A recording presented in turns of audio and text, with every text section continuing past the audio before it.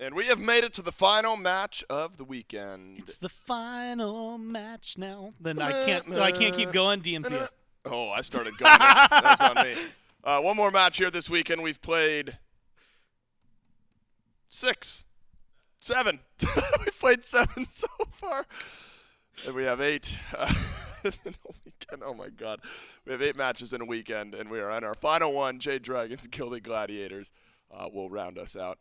Remember, all weekend long and all season long, we're going to be having player POV streams going on. So all the players who are in studio are going to be having their POVs live streamed on their own personal channels. And so if there's any players in these matches that are in studio that you want to watch, you'll still hear the caster commentary over it, but it'll be just that player POV on their own stream. It's an awesome feature, and we're really excited to show it off.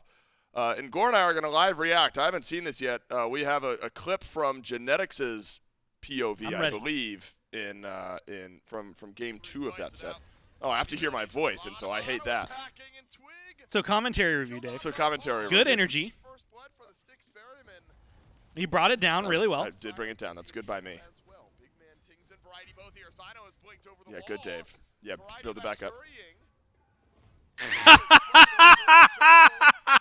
I love the taunt. Oh, no, and then he claps at him. What? This isn't, that's not real. That is not real. Wait, production, is that real? No, I need... That's why Hazer tweeted that, dude. That is... I had no clue what Hazer's tweet meant until just now. He said this man's out here playing chess while we're playing checkers. Parentheses, SMITE. That is real.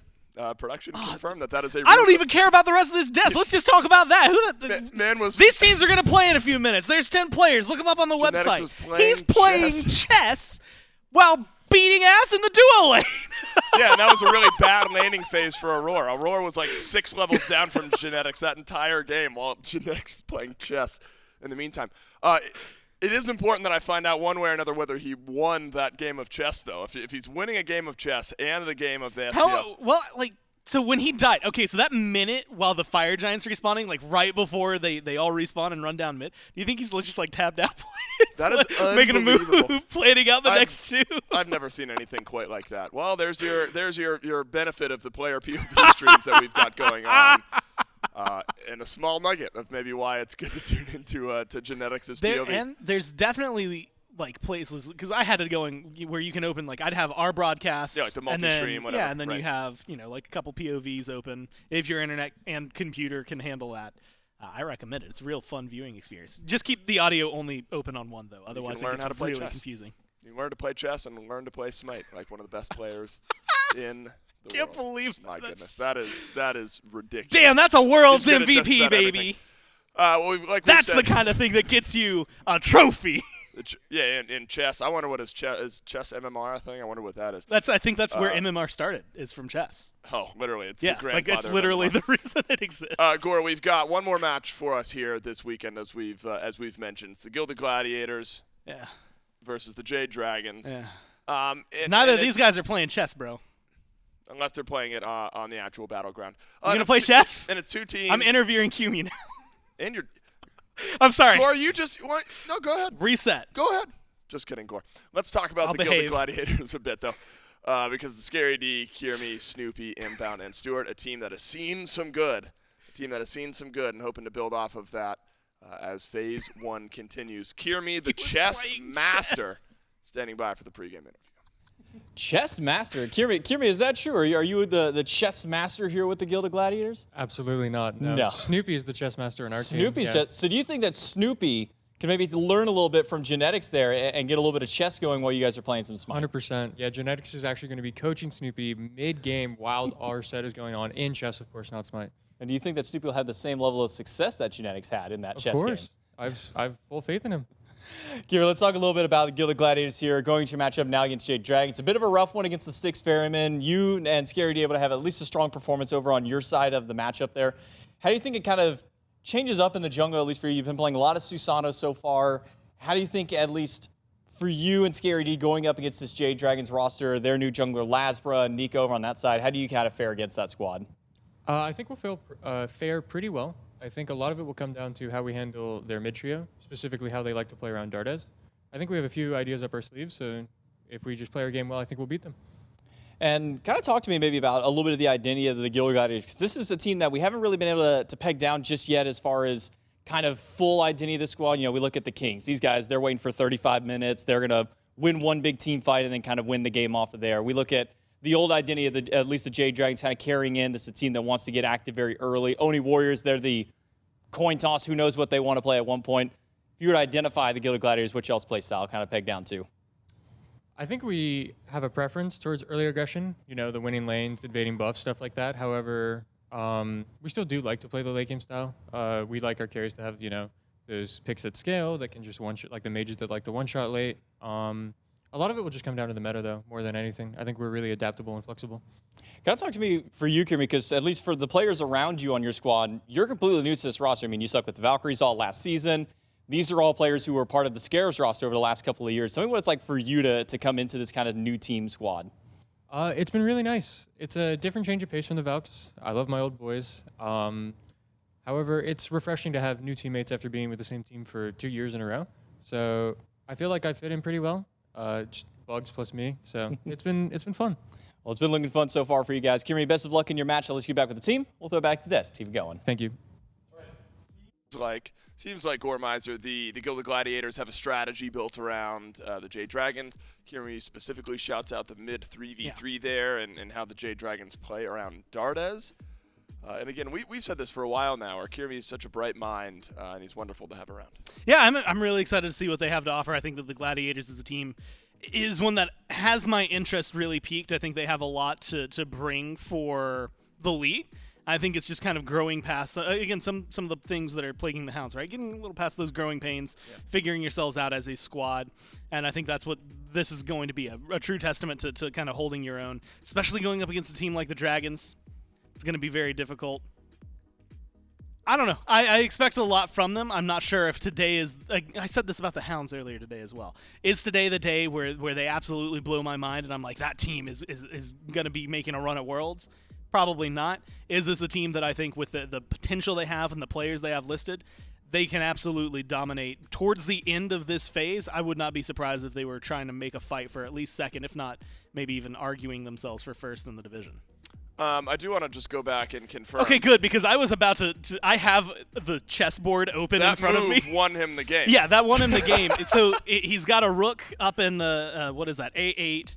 The other king, the black king, is in C8, and then Genetics also had a D7 rook, so he had it just set up where it couldn't get it. There was also a pawn in E6, so there's no way to lock it down. He won that game. It's right here. I got it. Those words mean nothing. It's literally column rows, bro.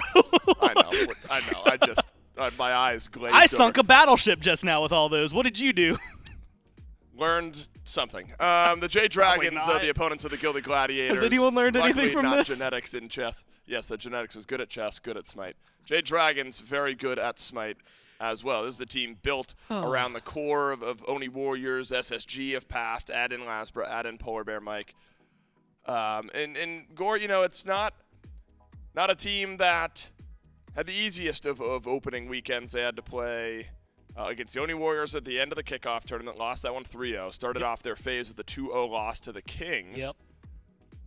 This would be a nice bounce-back set for them if they're able to get a clean win over the Gilded Gladiators. I think this is a team that I don't know, I have a lot of faith in, but it always comes with that asterisk, right? We know that every single one of those players is really good, but we've also seen 3 of them on a team together for years now gravitate towards the lower half of the standings, struggle a little bit, I think, in their capabilities to, I mean, just to win, right? And then if they are doing well in a phase, which I believe they have, you know, phase 1s, I think we've gotten to see a couple, like, Warrior of the time, now Dragons, teams where they really start to pick up, but then they get to the tournaments and things would fall apart. And, you know, the conversation around this team has really been, okay, with LASBRA, as well as PBM, that should bring in a kind of breath of fresh air for the rest of the squad. And that's more or less what I'm kind of waiting to see is, you know, do their playstyles not necessarily clash, but meld the way that we want to see. LASBRA, PBM, and Dardez have all listed themselves, talked to themselves as people who want to make plays, get the game going, keep things going forward. We've seen what Nika can do. I mean, there's literally one game, I think it was in Season 8. He's playing Odin. The rest of the Warriors are losing out of their minds, but this Odin pick, he drags them kicking and screaming to a victory that game. And so when you have that level of potential, when you look at what Vote has done in late game, when you look at what these guys have done individually over their careers, you know that it can be just one of maybe the most monstrous teams to touch SMITE. It just feels a little weird because I don't think we've gotten to see that from them just yet. And granted, we're not super far into the year. They got second at the kickoff tournament. That's nothing to scoff at. But I do think that this is a team that has a little bit to prove because of the core, because of maybe some of their history. Like even LASBRA last year, one of the longer win streaks with the Bolts. The capabilities seem endless.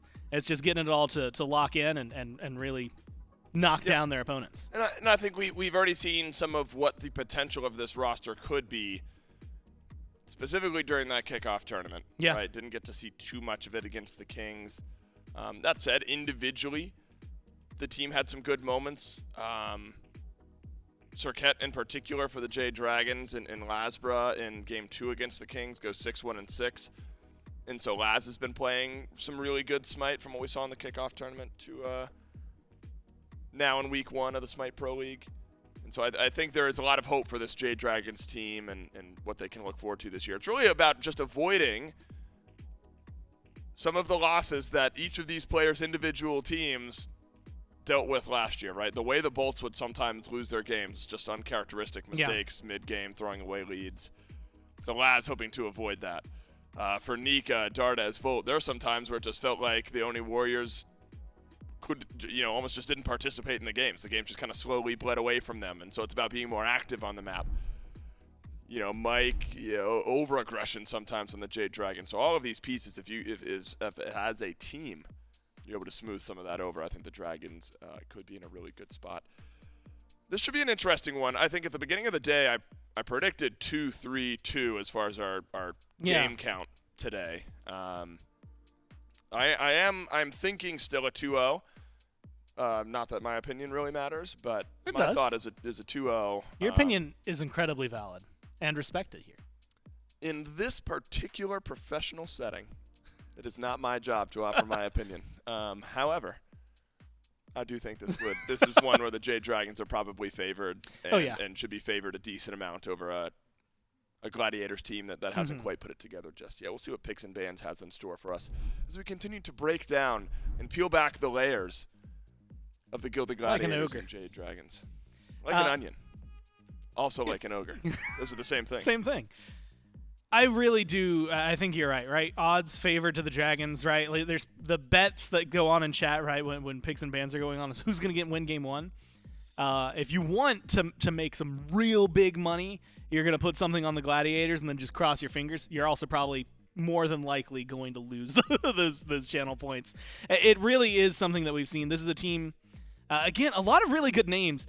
And if I'm looking for their success, which is what you have to do here, where are they going to find it? Honestly, I go to Scary D and Kyrmi. I think Scary D has been playing absolutely insane from the play-in to the kickoff, now here. I think that Scary D is definitely someone that the Gladiators can kind of lean on to be successul for the entire squad. I think Kyrmi matches that up.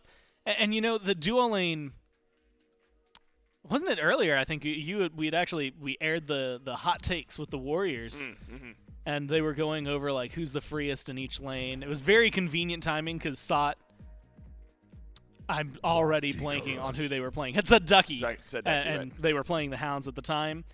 Jake had said Inbound and Stu, so maybe that puts some pressure over here on the Gladiators duo. You're stepping up to PBM and vote, self-proclaimed AFK farmer till late. Will get active, though. I think that's something that this team really has in their favor. I'm just really, we have a lot of players on this team that we know for the Gladiators, but there's no team identity just yet that we can say this is their play style, this is distinctly what we expect from them. Yeah. And I think until they find maybe more consistent wins, we probably won't know that, period. But I expect this game can maybe help provide a statement for them into what we start to expect. Yeah, I mean, it's such a talented duo lane. I think Inbowned needs to avoid those stinker games, raise the floor up a bit, and in the Gladiators in their duo lane will be in a healthier spot.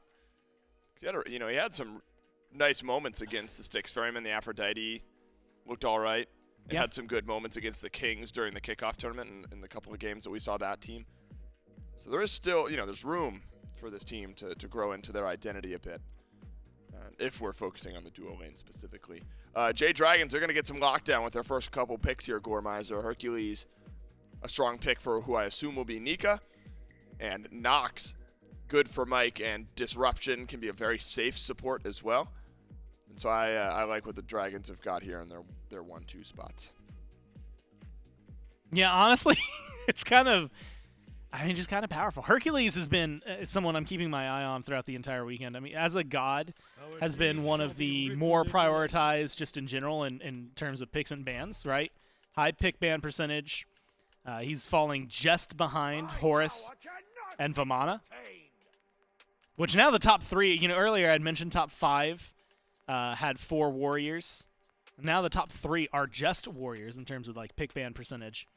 I think that some of the EU players have been heavily leaning on the Vamana, and with that banned out here, that's going to be, I don't know, it's not necessarily a limiter, but when you have to let one of these like top 3 pick and bans through no matter what, you're giving such a powerful asset over into a team that is already really successful. Also has 2 really, really good Herc players. Probably a third in LASBRA. I just don't know if they'd want to bring it into the jungle. I think Mifflin has gone on record saying that he likes, or doesn't mind Herc jungle. But Nika can run this and do it really well. You had mentioned the Nox. It's definitely going to be thrown over into the support role. But knowing that Mike can pilot that, I think that it's just something that the Gladiators are going to have to learn to deal with. And unfortunately, you're also having to deal with, like you see in their bans, a lot of LASBRA picks, a lot of Dardez picks. There's just too much to try and whittle down to really get to the point where you feel like you can win the draft outright. This Serqet pick, Gore, I think, a threatening potential in favor of the Jade Dragons. Again, I mentioned how LASBRA's played on this pick. And actually, I think Serqet uniquely fits LASBRA's play style, a player who wants to initiate but can also hard carry, depending on what type of role his team needs him to play. I think Serqet can do both. You get crit now in kit up to 30% every time you not every time you level your ult. You get 30% every single time you level your ult. That'd be strong. No, at max ultimate rank, you get 30% critical strike chance as Serqet. So we've seen the crit builds, and so you can carry in a damage sense, but also can initiate very effectively. And I just think it's a pick that works wonderfully with LASBRA's kind of hybrid play style. Something the Gilded Gladiators are going to have to be mindful of. It also lines up with what we've been seeing over the last, few days at this point. Trelly has been talking about it a lot, but, Marty likes to go ability damage, right? Most of his damage is not coming from the tail, from his shots. It's coming from any sort of abilities that he can throw out there. So he's not picking up the crit as often. And right now you don't have anyone who's really picking that up, which means that your objectives are a little slower to shred versus what you were saying, which is, Serqet can pick up some of the crit. Kern has definitely been picking up a lot of the crit. And it feels like the Dragons, at least objective-wise, are going to be able to make plays. And that has been turning some of these team fights around. So it's definitely something that we've seen kind of trending, unfortunately, very far against the newest god in SMITE, right? The Manticore there. I guess he's not technically the newest. The newest in competitive SMITE. I'll add that because Ishel shining through the map as of late. But Marty, it's what was the 33% win rate when we looked at it earlier. He hasn't really gotten through to be played again since then. So he's not been the most winningest god. First pick right now, it's kind of up to the Gladiators to show that that's worthwhile. And if he doesn't perform here, I think we see him, or maybe should start seeing him, at least shimmy away from top 1 and either the top 6 or maybe even bottom 2 at this rate. Agreed. I don't think he needs to be out of the pick ban conversation entirely, but you're investing a lot with that first pick. Just hasn't quite seen the return on investment. He intrinsically here has to get more value this game than the Hercules does to make it worthwhile to have picked that. That's a tall ask. Nika's really good at Hercules, and Hercules just really good in general. Tiamat, final pick for the Jade Dragons. Look, it just feels like a Jade Dragons-y composition.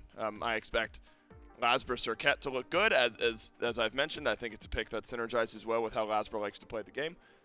And I think the Jade Dragons have built around that effectively. What are some of the threats, though, in your mind, Gore? The Gilded Gladiators composition. They've got, well, it looks like to me, some good initiation, a Guan, a Cabrakan, Batz. It seems like their team fighting should be okay. Yeah. Is that the relative strength of this team? I think a lot of their team fighting is not just the strength of it. I think it might be what they need, right? Around objectives, kind of mentioned before, but you're not going to be shredding too much. But with the CC, with the burn you have on players themselves between Merlin and Marty, it should be so easy to just kill off a Nox right at the beginning of a fight. It's a relatively squishy. Like, Hercules can survive for a little while. The rest of them, even late game, it should be just as simple as a couple of abilities thrown astray.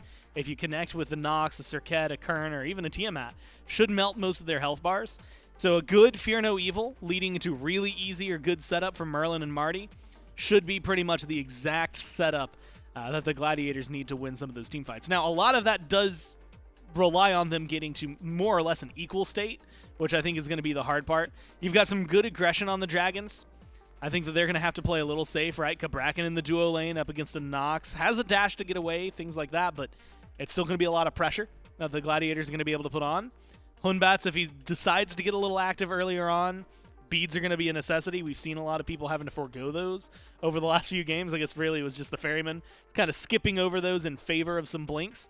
Maybe that ends up working out well. Maybe you just have to lock those in early if you're the Dragons here and play a little more passive early on. But given what we've seen from some of these players in the past, that's not really that hard of an ask. Yeah, Gore, admittedly, you bring up the Cabrakan. I think that is an area where this Gladiators draft could live and die, right? Because it's inbound on the Cabrakan. And there's two avenues that we see Cabrakan in general go. It's the same path that Ymir goes. Sometimes inbound follows a similar path. Is this going to be big stinker of a game out of the duo lane, or is he going to get aggressive, get active, make those kills matter, make those kills count, and make the kills happen, really? Ends up being my question coming out of this draft for the Gilded Gladiators out of that duo lane. So you need to get that Marty to late game. That's where you want to get him to shred. The Jade Dragons, though, Gore, they've got opportunities here, and it seems like a non-question, but tends to be on the junglers a lot to really get things going here. Serqet pick, I've liked it for LASBRA. Do you hold similar sentiment? Oh, yeah, that's one of LASBRA's best picks, period, right? I think that when we look at what Serqet has done on teams he has been on in the past, it almost levels up the game, right? When you go back to metas where Dardez is in there, it just strikes me as kind of that same impact. I think that Serqet is going to be able to not only hold its own, probably pull them ahead by a large margin. Kyrmi is going to be fighting kind of against the god he's playing for a little bit before Batz gets ult, even early on. Like, overhand smash is really nice. The slows that you get, your teleport, it all feels pretty good, but nothing feels as good as just a sick Fear No Evil. So probably level 5 before we see anything. I don't expect the pace for the first few minutes to be like too up and up between these two teams, but I do see this team essentially being in that capability of starting their own team fight. I think as long as, again, it depends on late game. You're going to watch these scales. The jungler's going to get online for the Serqet first, and then eventually you'll hit the Batz. You need that Batz arc, that when he comes online, to be very impactful. It needs to be big on the ultimates. It needs to be big on the setup, whether that's, just really good follow-up from Merlin, whether it's leading into great walls from Inbound. That's kind of up for the team to decide in the moment, depending on the setup, but I feel like he's going to be, like you said, just as pivotal as maybe the Cabrakan. I think the Cabrakan's the early portion. As the game goes on, that Batz adds himself to that list. I think another player that holds that type of potential in my mind, Gore, if we're talking about the Cabrakan, talking about the kind of two avenues type conversation, I think Snoopy has had a year like that so far, where during the play-in tournament, during the kickoff tournament, Snoopy had some wonderful moments.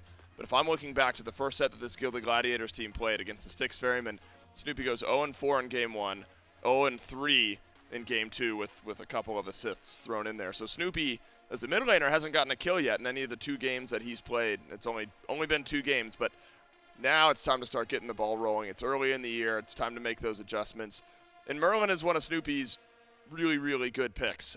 This will have been 3 out of the last 7 games that this team has picked Merlin for their mid laner. We're doing a quick lobby remake, so don't you worry. Game 1 will be starting up here shortly. 50-50 win rate, right, on the Merlin. 18 games total, 9 wins, 9 losses there for Snoopy across his career. So not a bad god to go to, but it's not, I want to say, let's say, I guess game ending is the way I would look at it. I do want to go back because I decided to look it up. Serqet for LASBRA. 59 games played across his career, 66.1% win rate, and a 4.0 KDA. Kind of backs up. If I expect him to be getting his hands dirty, he's going to be doing it on this god. I think very, very deep divey, jumps in, likes to find a lot of control, and I think it's going to be easy setup. I mean, you're talking about someone who's going to have a Tiamat backing you, around the Cernunnos, around a Hercules. You're more than likely, as the jungler, picking up a lot of those kills. Merlin's going to be a little bit more difficult of a target. I think so is Marty, right? You've got some safety. Marty may be a little more consistent as a target, just because that ult only comes up every so often, flickers there a little faster. So it might be difficult to get the true lockdown that LASBRA is looking for, but we've seen beads get burned really quickly by just a taunt off of a Serqet. And I expect that kind of performance from the Dragons, that's going to be the separator, right, early on. Can LASBRA get his kind of feet planted and start the push? Or will the Gladiators, as you highlighted, specifically Cabrakan there for Inbound, will that fight back in a timely manner that at least lets them stay, even if not ahead, getting into the late game? Hercules has drawn our conversation a bit. Haven't talked much about this Guan Yu Gore. Not the flashiest of picks. Not too much to dissect with the Guan Yu. It's about as standard as it gets for the solo lane meta right now. Scary D, though. This will be the first time in the last 6 or 7 games, maybe even more, that we've seen Guan Yu. Definitely has not been recent.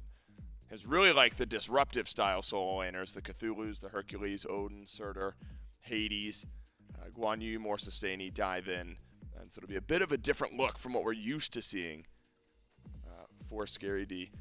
Again, I think if I'm going to zoom out, because we've talked these drafts up and down, if I'm zooming out and looking at both teams, I have a lot of hope for this Gilded Gladiators team long term. I think if I'm looking at the energy and the turnaround that they brought to that final qualifier match, where they're down, they're almost out, they're down 0-2, things are looking bleak, they turn it around, win 3 straight. And you can hear it in Kyrmi's voice as well, I think, in that pregame interview. There's a lot of hope for this team. And it's sort of weird having those conversations already when we're one set in. One set into the year. But I think I feel like it's a little realistic, just because, granted, like patterns, right, over the years. This is the style of team that is going to take a bit to get going if we're basing it off of the history that we've got for these types of teams. Hell, we've even seen a roster very similar to this, if not almost the exact same, with Scarab's players in the past, right? And now you're adding Kyrmi into the mix. And so really we're going off data just of this team in general in the past, because they played together in the SPL recently, last year. A lot of these players were on the Solar Scarabs with one another and kind of got pieced together throughout the year. But I don't know. I think Kyrmi has a good, healthy mindset, and the way they're approaching the game is exciting. And I think their fans and themselves should be looking towards this matchup, all of Phase 1 and the remainder of the year with some hope and some expectations for themselves. I think it's like you said, a team that the ceiling is really high. It's just the question of where's the floor going to land for them. You had also mentioned it, and it's just to touch on, I guess, numbers for the hell of it. Guan Yu and Hercules, both one for Scary D and one for Nika in this matchup, not played a lot by either of them. It's like the 16th game of Guan Yu that Scary's played in his career, and it's been a while. Been a minute. And then Hercules, this is like Nika's 9th. Like, he does not play a lot of this god. Of course, while I'm looking that up, I did find something that... I saw your face looking unhappy about something. Yeah, so Kyrmi, because you brought him up, so I was like, you know what, let's just double check. Kyrmi. Don't say a mean stat about Kyrmi, Gore. It's going to hurt my soul. Okay, well, no, go ahead. No, please. Well, Kyrmi is playing Hun Batz. When Kyrmi's playing Hun Batz? Well, no, I was going to leave it at that. That'll be your statement so that you don't have to hear any bad numbers. Kyrmi is playing Hun Batz.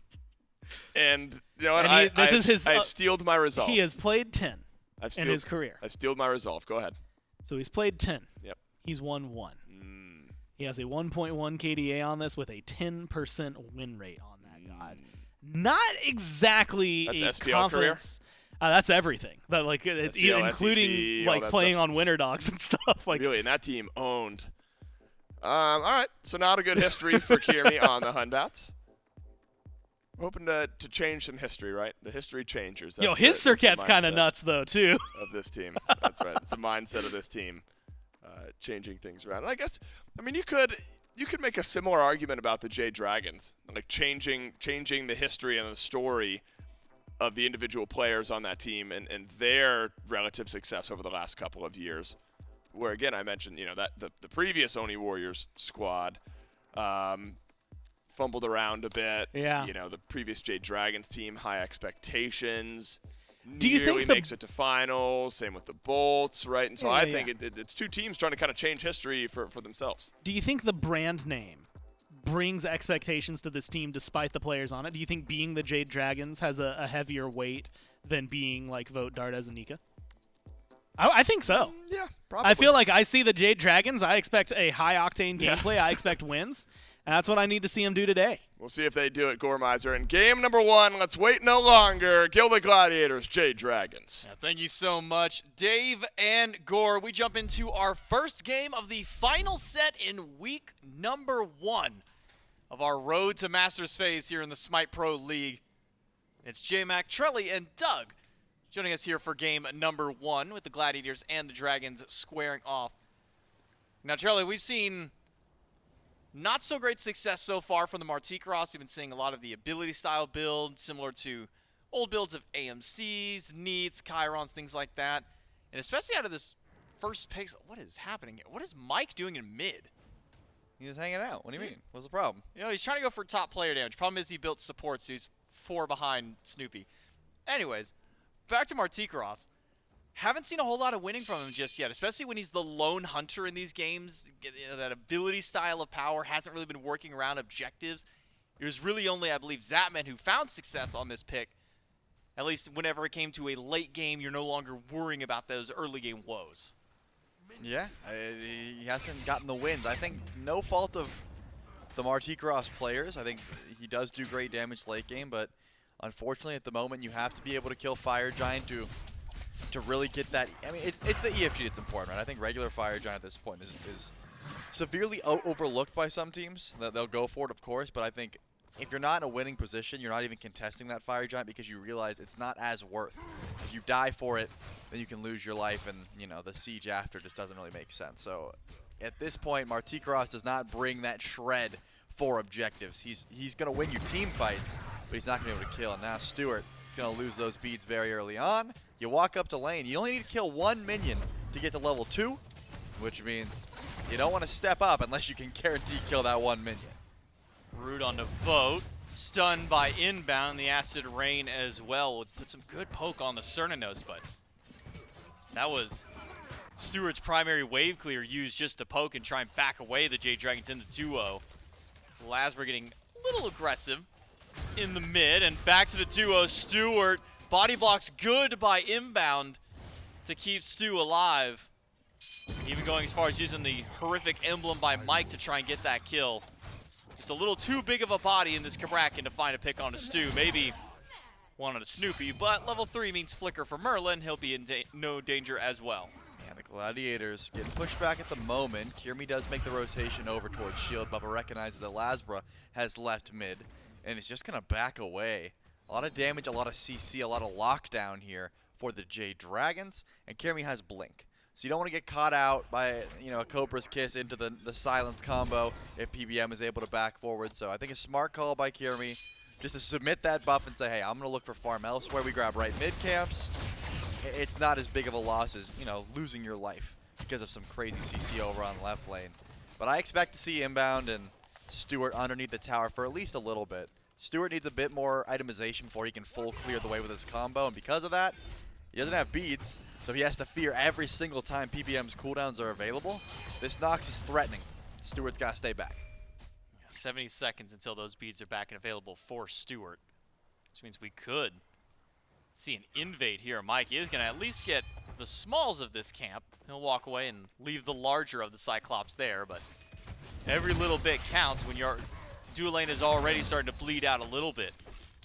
As in the case of Stuart and Inbound, removing any form of XP between them and Kyrmi to maybe dampen his rotational power as well in the early game. And talking to Kyrmi a little bit before, he said he was very excited to be able to play with some of the former Bug Boys on the Scarabs. Remember, every single member aside from Kyrmi on the Gladiators was part of the Solar Scarabs roster at some point in Season 9, so some of them getting to play with each other maybe a little bit longer than others. But at that same time, Kyrmi comes from a very oddball style of team for the Valkyries. It took a little while for that team to truly find some form of identity. Are we calling them oddballs now? Kind of for their picks more than anything. Not Okay, the, not the people themselves. Their oddball pick style of team. That's a better way to word it. I do agree with that. But now, you know, talking with him at the beginning, says that he feels that this team's kind of identity is this early game aggression. Just haven't had an opportunity to see it just yet. They have not. They have been early game aggressed upon here by the Jade Dragons, who are able to get some wave pressure over and left consistently, but since then, LASBRA has not been able to find a gank. I think that once you finish that Transcendence, it's not a very early thwarted item, right? You look towards Jotun's Wrath, you look towards a possible Crusher, those sort of starts are like, hey, we want to get active, we want to fight. Transcendence tells me you're going to sit back, you want to farm it up, you want to get your stacks online, and because of that, you're not going to look to get too aggressive. You see LASBRA coming over, and you got to think Inbound's in trouble, but it looks like he's going to go back under tower, not really fight for that shield buff, and Kyrmi might be getting aggressed upon. Kyrmi, ult is available for LASBRA, just trying to catch him out. Will do so, throws him right to the silence and locks him in place for Mike. Fear no evil by Kyrmi to try and escape, but Mike's got the death ball, and that will strike first blood for the Jade Dragons. That was clean play by PBM. Look at him laughing. He knows what he just did. Silence combo through the wall, and then lands the ultimate just to confirm. LASBRA held it for such a long time, too. You saw he goes Cobra Kiss, Deathbane, does some damage, pops the poison, then looks at himself and says, am I going to ult immediately, or am I going to wait until my support shows up? In the off chance that he hits the combo, and of course he does, through the wall to confirm that one. Clean pay from the Jade Dragons, and first blood going to the support on the Nox. Making sure to get the Jade Dragons at least a little bit of advantage, not only in the jungle, but also getting Mike just a little further ahead, and that is balloon the lead up to a 1K start so far for the Jade Dragons. XP as well, starting to push in their favor. A little bit ahead for Nika and for PBM, the frontliners of the Jade Dragons, and on some pretty potent picks as well. Even talking with Mike, kind of as the season was starting up, we get to see him a little bit during the kickoff tournament. I remember how Mike was saying, if it's annoying, you better bet I'm probably going to be playing it as much as I can this season. Nox has snuck her way back up into the support god pool, so no surprise seeing that Mike is going to be piloting this one as often as he can. And that just goes to show the mindset, right? At this point, Mike is sitting around purple buff. He's just getting some extra stacks on Prophetic Cloak. I was wondering if he's going to go for the invade, but it looks like it should be pulled underneath tower where Mike can't go. The self-proclaimed stack differ of the kickoff tournament as well. I mean, he was really good at stacking Prophetic Cloak. And again, if you missed last set, where the Camelot Kings were able to go in, I'm not going to leak names, but I think Mike's got no problem saying, the second that we saw the backdoor start to come through, someone on the Jade Dragon said, oh my gosh, they're so cringe. And Mike said, it's not cringe, they're playing to win. If it's cringe, you know I'm going to do it. So that's just Mike's style, man. He's playing the Nox, he's being annoying, and he's consistently getting his team pressure. That's the only kill on the map so far. And not for lack of trying. I think that LASBRA has been, you know, sort of throwing a weak line out. Kyrmi has not been looking to get aggressive at the slightest. That ultimate has been just sitting, ready to be used, but hasn't sent it out just yet. And look at the dueling. I mean, you see Vote dashing onto Stuart at the tower line. Inbound is constantly running away. The Gilded Gladiators, for, as you said, an early aggressive team, which I tend to agree that is the way they like to play, have not been aggressive at all. You think that this pick for Inbound was maybe to try and counter a little bit of what Mike and Vote go for? Remember when you pop that first ability, you get root immunity? Maybe think it's a little bit of mind games trying to say, okay, well, if they're going for a heavy root style of dual lane, while the Cabrakan may also be just a good pick in general, you think maybe that was on the mind of Inbound to not be caught out so many times by having that first ability active. It's possible. I think that, you know, countering the enemy support is good, but you're really picking it to get value out of the carries, and I think the Cern doesn't appreciate it. Kyrmi looking for Nika, not taking too much damage yet, and here comes LASBRA. Gotta wait for LASBRA's help there. Nika with the double tap of the boulder and a push after. Go for the pickup after on top of that one. Kyrmi trying to fight back in, but it is too little, too late. He will walk to the tower, and LASBRA will grab that one. 3 up now for the Jade Dragons, 1 across the board on their players. Oh my goodness. I mean, Nika looked like he knew that play was coming. If you looked at his player cam, he was just waiting for the double tap into the driving strike. I thought at the very least LASBRA was going to have to show up before that kill would come through. This Hercules pick with Sigil and Golden Blade. This isn't even like the Sundering Axe Caduceus shield build. This is just, I'm doing no damage. I'm trying to clear waves. That Hercules passive is dangerous. Nika lives, gets the kill, and then LASBRA is able to clean it up. So far, the Gilded Gladiators have not been able to find any bit of success. I like the attempt, though. It's just unfortunately LASBRA was there. I mean, the ward coverage was good. The Jade Dragons, they know what you're doing before you even know. Stuart under fire as well as inbound, but 1 auto away from grabbing that kill. Used the Wild Hunt in combo with PBM's ultimate. Nearly takes down the support of the Gilded Gladiators, but Inbound able to sneak away from that last auto. That would have put the nail in his coffin. Now PBM snatching the purple buff away, taking it from the Gilded Gladiators. LASBRA will walk over to make sure that one can be invaded and taken away. And now the Jade Dragons with their 3 kills. Charlie, we're already sitting at nearly 3,000 gold ahead, 3,500 XP. This is getting out of control fast for the Dragons. It is. And you know, the next question becomes, what do the Gilded Gladiators do to try and stop this? And I think they're going to have to start building up rotations that aren't worth it, in the sense of we're going to have to send 3 over to try and kill Nika, or 3 over to try and kill Vote. You're going to be losing farm across the map, but you need to find some way to get some pressure over in lane. And it's not going to be an objective fight. Not with a deficit like this. You're going to have to, you know, stack the odds in your favor. And at this point, Inbound and Kyrmi are sticking together. It's already a good look, but who are you going to find? Wrap around here from LASBRA. Vote's also circling around. It looks like they might just forfeit this. I thought they were going to go for an ambush here, but it looks like they're more concerned with Snoopy, who's going to have to go back over to underneath his tower. Snoopy just out of the clutches of death there from the rotation by the Dragons. Dual lane. Thought for a moment maybe Inbound would go back with Stu, but it will just be Stuart heading back to base.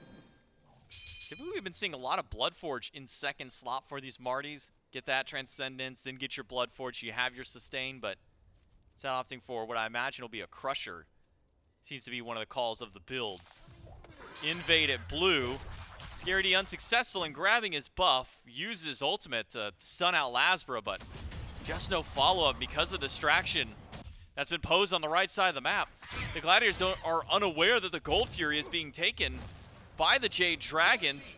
Only now, when the sound effect goes out, do the Gladiators even realize what was happening. A little slow on their response to get over to the Pyromancer. Dardez is already here to stop this one out. Jade Dragons just sneak a major objective. Yeah, this game is clinical. I think Stu might have been on to something going on. He sort of stepped up towards his purple buff and then realized, I'm not safe here. Even my own purple buff, I'm not going to walk up that far, and decided not even to go check the Gold Fury. He's like, hey, they're probably on it, but there's no way. I want to step up. I want to keep my life. I want to make sure I'm getting my farm, and I'm not walking up to that Fury. A decent call to attempt the Pyro after, but unfortunately, it was just the duo lane. It was just PBM and Vote passing the Gold Fury back and forth. They didn't have to use Dardez's damage, so Dardez can go over to Pyromancer and make sure that doesn't go down.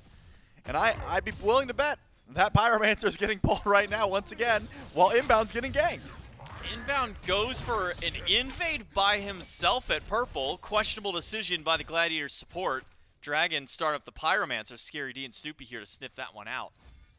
And fourth, the Dragons plans on grabbing yet another objective from under the nose of the Gladiators, but just a questionable decision at the very least for Inbound to walk up by himself to purple. I think he's tired of sitting back and just kind of getting rolled through at the moment, so he wanted to try and force a fight. Doesn't work out though. LASBRA was there, and this is what I'm talking about. The Jade Dragons are using the bare minimum of their resources to pull objectives. Like, it was just Mike and Vote at gold, and it was just Mike and Dardez, which means LASBRA can rotate over to punish Inbound with Vote's help. And now, PBM takes some damage, is not going to fall down, and LASBRA still wants to go in. LASBRA finds the taunt onto Snoopy, doesn't even need the ultimate after, instead can save it for Kyrmi if even necessary. Doesn't have it for this fight, actually. Kyrmi slowed down, does get the blink, Inbound throws up a wall and a double stun after, and Nika is too late to find the pickup. PBM lives through that fight. Scary D's rotation over, not quite enough. Did anything for the Gilded Gladiators. Instead, is a single pick for the Jade Dragons. That was some great CC there by Inbound. I think Kyrmi could have got chased down or could have got his blink stopped at the very least if he doesn't hit the triple stun as well as the ult appeal for his jungler. So Kyrmi lives to see another day. And as you said, if LASBRA had ultimate, I don't think Kyrmi ever gets out there, but it just wasn't quite off cooldown yet. And Vote did make that rotation, so Stu was able to get some farm over in left lane at the very least. Martichoras catches up, or is attempting to catch up XP-wise. Vote it goes over to level 14, so isn't quite caught up, but it was looking a little bit worse for wear. Those purple buffs were getting invaded consistently, and at the very least, Stuart might be able to trade with that crusher damage before this Cernunnos finishes crit. And that's a big difference. If you can actually walk up and fight in your lane, and you don't have to hide underneath tower when you know it's a guaranteed 1v1, it makes your lane phase just a little bit easier. Pyromancer by the Dragons. Nika is here to stop Kyrmi, push him against the wall, and takes about a third of his HP. Set up for the Dragons to grab the Pyro. Fury, about a minute until it respawns back on the map. So the Jade Dragons now staggering the cooldown of the objectives. Continuing to push that lead, 4,500 gold, 5k XP. 2 levels in a couple of different roles, Charlie. Got 2 from the solo, the jungle, and the support all ahead pretty widely in a margin for the Jade Dragons. And it seems like they're not going to stop anytime soon. You said it, you could already tell. The Jade Dragons were setting up on the left side of the map. They got Ward Vision down. They know Primal Fury is spawning in here shortly, and they're just getting ready for it. Nika doesn't quite have that teleport up. It's about 104 seconds off, so he's not going to be able to teleport over, but he's not heading over to right lane. He's heading back over to left. At the very least, Scary D has that timer as well. He's going to make his rotation over, and Inbound tries to set something up, but he might have just be dishing himself up for the team.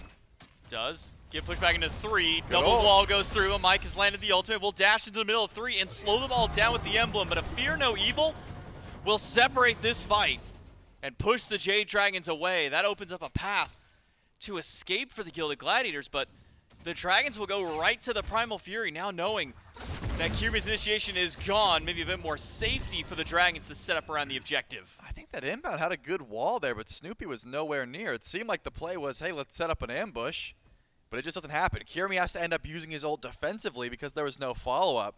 Just seems like muffled comms here for the Gilded Gladiators. Wasn't a bad call. They just didn't execute on it, and now the Jade Dragons with Nika with the double push. Dishing up Inbound at the very least. That's not how you want to start a fight out, or especially maybe even just coverage around the objective. Perfect double pickup by Nika to start that one through, and this is why we've been seeing so much Hercules. That displacement combo that Nika showcases for us here is exactly why it's been such a top contested pick in the picks and bans for just about every single team. But with that Primal Fury and with that kill, now 6 on the board for the Jade Dragons, 5,000 gold and climbing. And with Stuart pushed away from his tier 1 tower, just the threat of LASBRA in that dual lane has sent Stuart into the jungle and allows Vote freedom on this left side. I mean, Vote's been untouched. At this point, I don't think he's taken much damage throughout the entirety of this game. Stuart's got a little forest going for himself with the stealth grass underneath his own tower, but he hasn't been able to rotate into these team fights, not yet. He's got a lot of gold in hand though. He's been sitting on that crusher for quite some time. I assume a full item, yeah, full Blood Forge purchased there for Stuart on the Martichoras. So that could be an impact play if he's able to rotate in. He's got good ability damage. We haven't even seen this ultimate used offensively. It does good damage if you're able to hit it, and LASBRA is sitting around duo. He's just going to clear the wave, though. I was wondering if he was going to sit around and see if Stu would step up. He's not going to do that. All the relics are available, and he probably just trades ult for ult. Because of that, though, you got to wonder where Vote's at. He's in mid currently. There's no way they're pulling this. Fire? I mean, they are pulling it. For the Jade Dragons, Scary D's behind the tier 1 tower. Inbound's on the way. As soon as he turns the corner, he sees the Ring of Fire, says, guys, the Jade Dragons are at fire. Inbound, is he going to be able to make a play for this one? Has ultimate available, silence before he can walk in. The Dragons get the Fire Giant and maybe one more. Inbound in the middle of 5, stuns 3, but he's shoved against the wall and put in the dirt by the Jade Dragons. Killing spree for LASBRA and Fire Giant for the squad. And unfortunately, that's a play you have to make. When you see Fire Giants being done at 17 minutes, you got to step up and try and go for the steal. Beautiful CC. PBM and LASBRA just chain it together perfectly. And then you're just dead as a Cabrakan. You hope your team can get some farm in the meantime. You saw Kyrmi and Stuart group up on left, push down a tier 1, and now grouped up in right. I would say a man down, but LASBRA still is over left, so it's a 4v4 underneath the tier 2 tower. Are they going to even try to defend? Are they just going to let it get whittled down? Kyrmi's hovering in the jungle. Has Fear No Evil, but hasn't have an opportunity to go in yet. Yeah, Stuart's got decent range damage to keep the minions at bay under tower, but Pyromancer once more for the Dragons. LASBRA's got 1 Runic Bomb in pocket. Mike should be able to pick this one up and now put 2 for the Dragons. Still 5 towers on the map. Lot of free gold just in the permanent structures for the Dragons to work with. Inbound, getting a bit costed up against the Dragons right now, has been the primary target for the Dragons to try and bully out. Have found 3 picks onto him so far.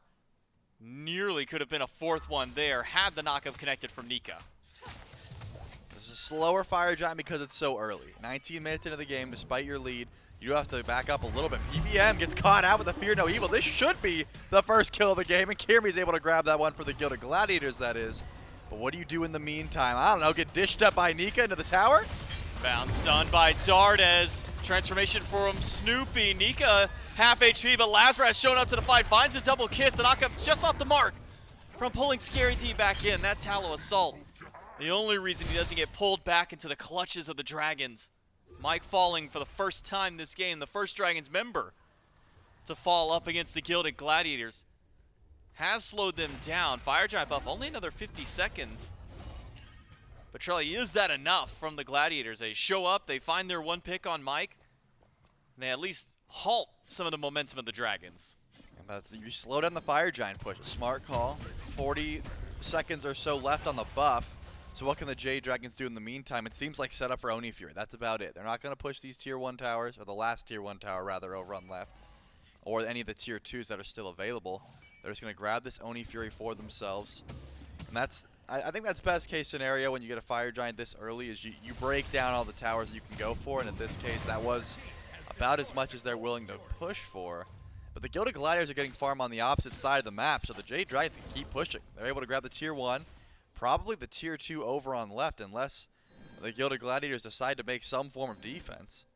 They're rotating over now. They realize, hey, they might end up going with a push even without Fire Giant, and they have to set up something. I don't think the Jade Dragons want to force this, but they are standing by. 3 and 4, Snoopy. Snoopy gets tagged by a bit of damage there. LASBRA working on a tier 2 tower in mid. Scary D trying to zone him away, but there's not much that Scary D can do. LASBRA does find the taunt and quickly dashes out. So he'll be out of the fight for the time being. Tier 2 in mid, plus every other tier 1 tower off the map as well, as the Jade Dragons sweep up some of that gold for themselves. But Fire Giant respawning in 20 seconds. If you're the Gladiators here, obviously with no major threat towards your Phoenixes, you could try and step up for Fire, but instead it's the Dragons trying to find a pick towards the Gladiators. Unsuccessful in finding Inbound the first time, maybe second time's the charm. Wall leaves Dardez on the side of Inbound, but it's only Dardez there, so no further fallout from the Dragons. Fire Giant spawns in, though. And the Jade Dragons are going to have to make their mark over on the right side of the map and get some vision down. Currently, there's no wards around the objective. So this would be a decent opportunity for the Gilded Gladiators to set up and, you know, sit around a corner, wait with the Fear No Evil locked and loaded. They're not going to do that. They're pushing over left. It looks like they value farm more than the play of trying to fight. And with the deficit they're facing right now, probably a smart call. I don't think they'd be able to get a clean pick and make it out safely. It's just too much damage. So Fire Giant started up once again, as we expected. The Gilded Gladiators are going to keep farming. They're going to try and grab some tier 2s. But Dardez and LASBRA are nowhere near this Fire Giant. The Jade Dragons were so confident no one was going to show up. Just let vote. They just sent them gone. They said, yeah, vote PBM. You guys grab fire. Nika will be around if we need him. Wow. But that's as free as they come. That's the second Fire Giant of the game at 22 minutes. And this time the Jade Dragons should be looking at the tier 2 towers. Well, the Gladiators, they get a tier 1 tower for Fire Giant, Trulli. I'm no mathematician, but I wouldn't say that that's very worthwhile. Hold on, let me see. Yeah, it's pretty good. Pretty good? Yeah, I got you. For the Dragons, yeah. though, right? Yeah, because I'm a mathematician. So Right, okay. Yeah. So worthwhile for the Jade Dragons, not so much for the Gilded Gladiators. Now, Gladiators on base defense.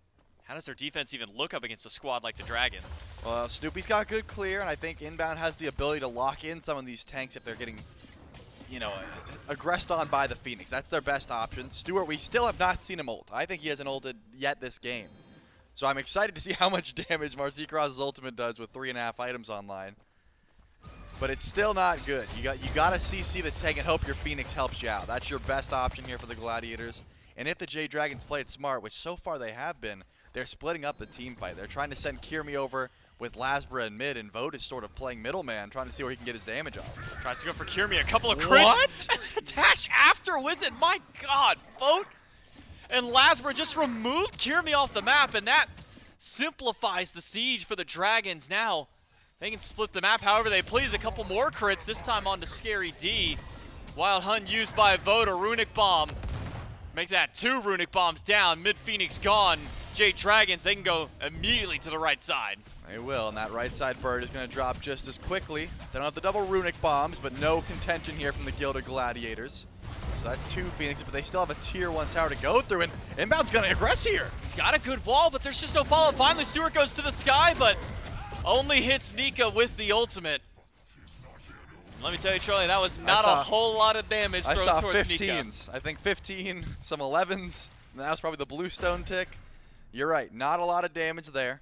You don't have that Heartseeker online yet, it would have been a big difference maker, but either way, they find a good aggressive play there from Inbound. The wall was there, but it was just too little too late. It seems like the Gilded Gladiators sort of make a mental note. All right, we gotta stand up for ourselves. We gotta look for a fight here, and they go for it. It's just too late. The birds are already gone. The Jade Dragons don't have to stick around and fight you anymore. So they're able to retreat, get some more gold, take another Primal Fury, and then look towards this last tier 2 over on left. A single tier 2 and a single Phoenix left for the Gladiators. The Dragons continue to expand their lead. 12,000 gold and climbing for the Jade Dragons. XP mattering less and less as this game goes on as players start to hit that level 20 mark. The Dragons, I mean, almost every single person is nearly a full item up, or at least a starter item ahead of their opposition. Makes it difficult for the Gladiators to step in. And I wanted to see what a base defense could look like from the Gilded Gladiators, and we saw it on the left side in the 3v3 on left. As you claimed, and as we saw, Snoopy able to easily clear those waves out, but Kyrmi steps a hair too far forward, and LASBRA and Vote immediately collapse on and make a non-existent siege. I'm 90% sure that Kyrmi got turned around by the Cobra's Kiss and jumped in instead of out. He was supposed to be jumping towards his own base, but because he got turned around, he was just spamming jump and got 180'd and jumped in at that point, because there's no way he wanted to jump towards Vote. I don't know. I think LASBRA probably had the damage to finish that kill regardless, but still. Doesn't matter at this point. The siege is done. And one more Fire Giant spawns in. 26 minutes in, J-Meg, would you expect we're on our 3rd Fire Giant of the game? No, I would not. And I know that this thing even spawns in 10 minutes. But the fact that we are on kill number 3 of it gives you a nice momentum shift, or at least momentum description for the Jade Dragons. Kyrmi was talking about how he feels that his team's identity is early game aggression. Haven't had a chance to see that yet because it's been all Jade Dragons this game. One more Runic Bomb in pocket, this time Nika picking that one up. And they can walk that one immediately to the dual lane Phoenix. It's the only structure still left standing. LASBRA finds a taunt onto Inbound. Most of the mobility of Inbound has now been used. Ult from at LASBRA available if needed, but not necessary because the pickup from Nika, the root from Mike. It's all good to set up for the Dragons. And you don't want to lose your support before the siege. That means this defense is pretty much dead. Runic Bomb down. Third Phoenix falls, but right side bird is spawning in here shortly, so it looks like the Jade Dragons have something else to do around this base. They're not going to go back. They're going to pick up some farm, maybe grab some buffs in the meantime, and then thwart another siege over on the right side of the map before they go in for the end call. But make no mistake, if the Gilded Gladiators step up a little too far, if Nika's able to dish up one more pull, they could be looking at end territory. That Titan is not going to live that much longer with no extra towers to give it some HP. Keep your eyes on Kyrmi with Fear No Evil. Could turn a team fight. As Mid Phoenix respawns, immediately falls back to the ashes. Nika desperate to find a pick for his squad, or maybe just buy some time because the right Phoenix is now respawning for the Gilded Gladiators. That one will fall just as quickly as it spawns back in as well. 2 autos from Vote is all that's needed. And the Dragons, full control of the map, all 3 birds down, but only a minute 15 left on fire. Surely it looks like the Jade Dragons no longer want to push this siege. Instead, we'll head back and spend up some of that golden pocket. Yeah, I suppose this is the objective smart call, but I don't know if it's the one I'd make. I think I would just step up and see if we could find a pick, but you are just asking to lose relics for free in doing so. It is just pretty much guaranteed win. You grab the Oni Fury, you go back for EFG, you push in for the win. It's as simple as it gets, but with the lead that the Jade Dragons have, I think they probably could have sat around for a bit and see if a couple more free kills would have went into their lap. We are borderline 20,000 gold, just about. Like it's getting to that point. We were just at 10. Yeah, we're getting to unlosable territory. We were just at 12. Yeah, and we're gonna be at 20 after an Oni Fury and after these birds drop one more time. So you got time. LASBRA's gonna stick around, see if you can find a 1v1. These are the kind of plays that I'm thinking you can make. LASBRA could blink in, misses 2, misses 1, ult, jump out, use all of his relics and die, and the Gladiators would be like, well, that bought us some time. That's like the best case scenario. You're not making a rush for EFG when the base is this broken. It's just not possible. Jade Dragons. Fire Giant has worn off, but not immediately heading over to the Fire Giant pit. I don't think Nika had an opportunity to even go back to base yet. He had like 2,000 plus golden pocket before all that. Now sitting at 3K. He can just buy an elixir if he wants to, but he might not get the opportunity to do so if the Dragons decide they want to end the game here. Scary D and Inbound. Got to find a strong defense themselves. Neither of them want to get picked out, but it might just be so. Scary D quickly will use beads as the push from Nika goes through, but that is now a huge defensive opportunity pulled away from the Gladiators. I want to make an observation here if I have time. If they go in for the end, I definitely won't have time. It looks like Nika's trying to do so. He's going to tank it up, and he wants to pull Scary D in again. Scary D able to get away. LASBRA goes at the back, throws one back with his ultimate. Kyrmi to the back line, Fear No Evil. Votes down to half HP, death from above, doing some okay damage to Dardez, but it's still just not enough. It's turned right back to Inbound Scary D. To the backline to find Vote, but the silence is there to stop Scary D from going any further. PBM puts him down. The frontliners of the Gladiators off the map. It's just down to the damage dealers, but the health bars on the Dragons are a bit low to keep this siege up. But Nika backs finally upgrades the teleport. That's what I wanted to say. He's got the gold for it, and he's going to do it. Nika surges forward, and it looks like the Jade Dragons want to go for an end, but their health bars aren't looking that good. Nika just misses Kyrmi with the push. PBM less than a quarter HP, forced out from the combo by Stuart. The Jade Dragons, without the sustain of Fire Giant they'd had prior, no way for them to heal back up during this fight. So they will bank on their first couple of kills of that engagement, but immediately have to send themselves back to regen their HP, reset their momentum. But Charlie, we're at the 20,000 mark now. Yep. Fire Giant will just be soloed by Vote. LASBRA will join him, give him a hand this time so it'll go down a little bit faster. Same with Dardez. They got just enough HP to do that. But now 4 Fire Giants for the Jade Dragons. 11-1, 20K gold. It's just a matter of time at this point for the Dragons to walk in this one. Yeah, and this is what I was talking about. The Scary D and Nika neither had upgraded their teleport. And it's funny because You don't have to upgrade your teleport when A, you think your presence is not needed in a team fight, or B, you think the other team is so unthreatening that your team will never be losing so hard that they need your presence. So Scary D and Nika both had just not put gold into that relic. They're like, forget it, we're not going to need to teleport. Nika can just walk over. It's not like anyone's going to be rushing a team fight down. The Gilded Gladiators have not gotten aggressive at all the entirety of this game. And Scary D's like, I need items, man. If you guys need me to teleport, the fight's probably over anyway, so I'm just going to work on farming. Nika finally actually upgrades the teleport in that instance, but that just goes to show what kind of game this has been. Very little fighting, a lot of, hey, we showed up, we got our objective, we're leaving type of deal. And no real interference from the solo laners because Nika's already been there. He hasn't had to teleport. He just walked over. There was no threat. But all 3 Phoenixes are up. If the Gilded Gladiators wanted to come back in this game, if they were able to get their power spikes online, this would be the time. They need to group up and just leave it all on the table. So far, I have not seen an aggressive play from the Gladiators. When it's a true 5-on-5 setting, it's always been after the objective already goes down. There's one Phoenix, and there was no contention. Enhanced Fire Giant does make these Phoenixes that much easier. Already weakened and now losing backdoor protections. Vote, a couple autos is all he needs to take that one out. 1 bird left standing. LASBRA will make quick work of it. They got a little bit more HP up than some of the other ones, but at the end of the day, it's another 3 Phoenix wipe for the Jade Dragons. 33.5 minutes in, the Dragons are waiting for one opportunity, one pick. One shot. To pull the Gladiators back, to force them out of this Titan room, because so far, I mean, the base defense by the Gladiators in the throne room is strong as long as somebody doesn't get grabbed by Nika or PBM, just like that instance there. It's just a timer. Someone's going to get picked up. This time it was Stuart, forced into death from above early. Nika takes some good damage, but he's going to be able to heal it back up, and now it's just a matter of time. PBM or Nika looking for the CC before this fight begins. It's a good way to start. Nika caught out. Fear no evil.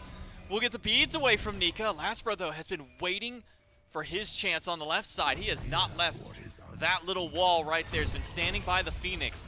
The Gladiators have kept the Dragons out for only a moment. LASBRA goes in, immediately bursts it down to a 3rd HP. Kyrmi as well just makes it back to the fountain. Nika misses out on the pickup, has the push for Snoopy. Aegis is fast, Boulder off the mark from Nika. Now LASBRA helps pick off Scary D for the first kill of the fight, but the Titan down to half HP. Nika can tank this one up. Snoopy low. One more shot on the Kyrmi. One more shot on Snoopy, but Kyrmi makes it back. Snoopy able to get the flicker through, but LASBRA dunks down in. Stuart picks up a double kill. The defense is still there for the Gladiators. PBM, Nika both low. PBM has gone out. Nika finds the dash through. Stuart wants to fish for that kill if he can, but he can just not grab the last shots he needs. That Titan is getting so low, but you're right, J-Mac. The defense is there. The Gilded Gladiators. Wow. Off the back of the Fountain. I'm going to say the Fountain's the MVP. How many times did we see a 1 HP target make it back into Fountain, heal up, and join the fight once again? Stuart was able to claim 2 kills there, which is big.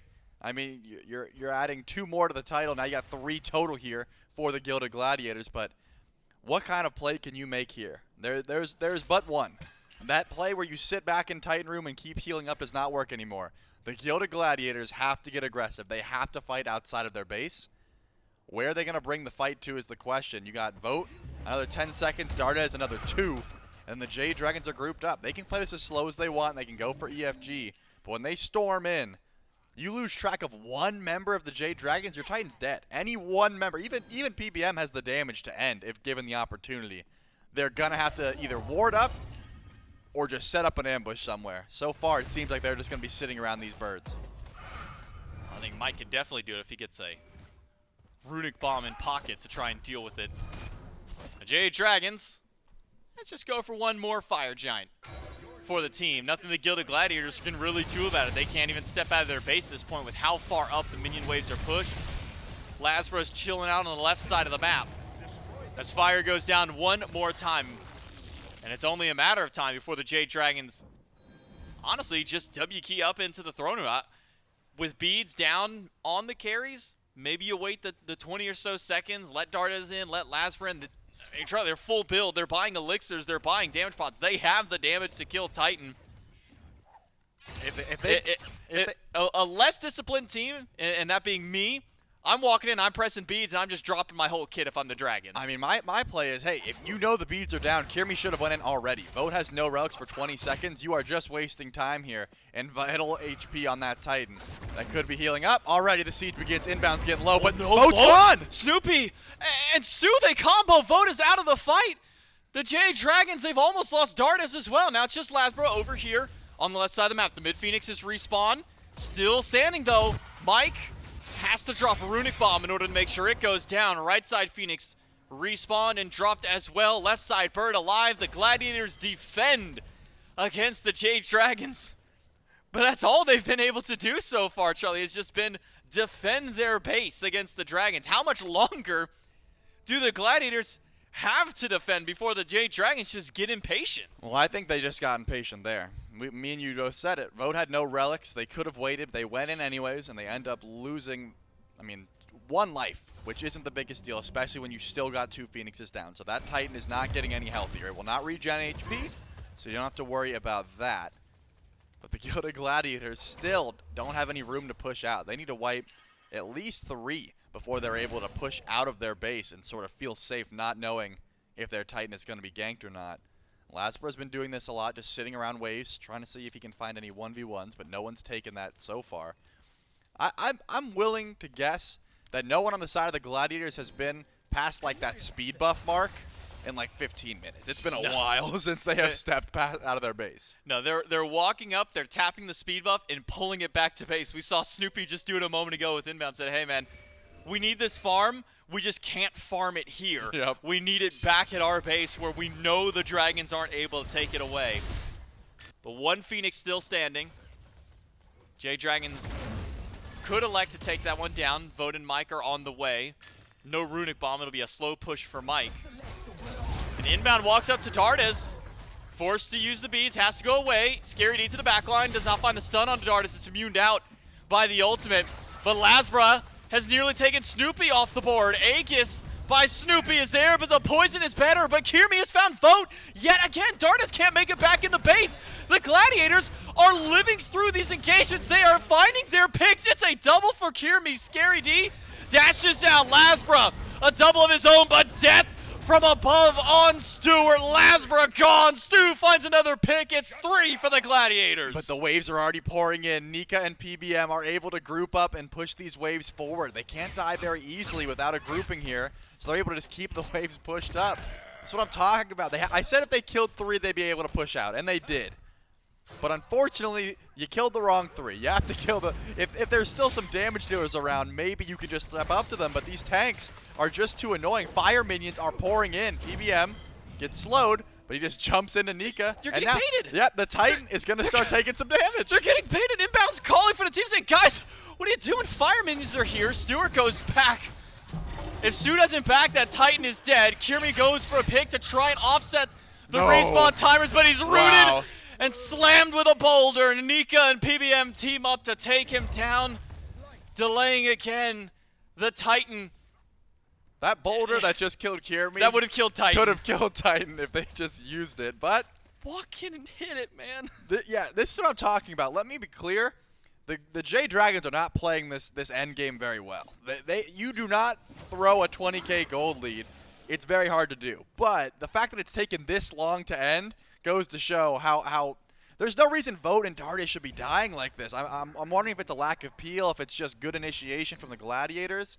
It just seems like a little split up. The Gilded Gladiators are having some good engages, yes, but this game should have been over. That Titan needs one ability from just about anyone to end. I don't imagine it's going to happen again, but I could have just Caster's cursed it. Dragons had a 12,000 lead the first time they pushed to the Titan. It's 25,000 now. He's just going to go in. Just jump past them. Blink over. Nope. Kill on Snoopy first. Boulder. Gotta make it easy. Boulder taps the Titan. PBM walks in. And the Jade Dragons, after what feels like 20 minutes of sieging this Titan, have finally closed out game number 1. Credit to them for finding their kill, but maybe bigger credit to the Gladiators for their resilience on these defenses, being able to find these picks. And maybe that's the true identity of the Gilded Gladiators. I mean, when you think about their qualification up until here, their matchup against the Niflheim Wargs, they're down 2-0 in a set, have a miracle base defense in the qualifiers. revives himself for game 3. They find a turnaround in game 4. Maybe that's what the Gilded Gladiators are truly good at so far, Trelly. Well, they're going to have to keep that mental up even more so for a comeback because, game number 1 did not go their way at all. They had some small wins for defense, but again, 20,000 gold is not a woo point. You are not excited about that. You are not happy.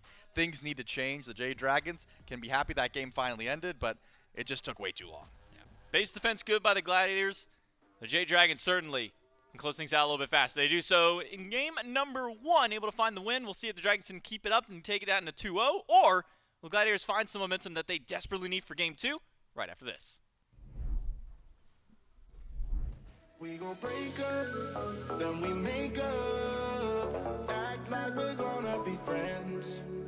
Blaze the fire, take me higher. Leave it all over again, all over again. Leave it all over again, all over again. Leave it all over again. We gon' break up, then we make up. Act like we're gonna be friends. Blaze the fire, take me higher. Leave it all over again, all over again. Leave it all over again, all over again. Leave it all over again, again, again.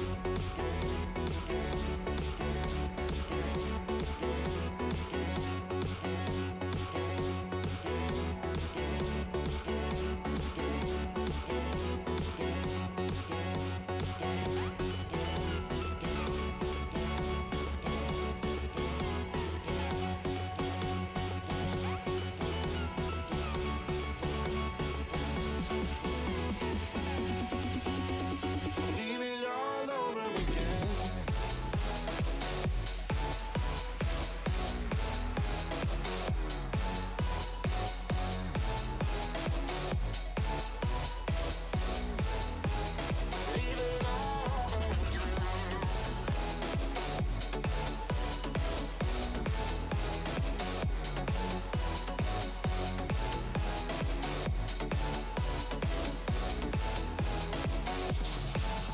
We gon' break up, then we make up.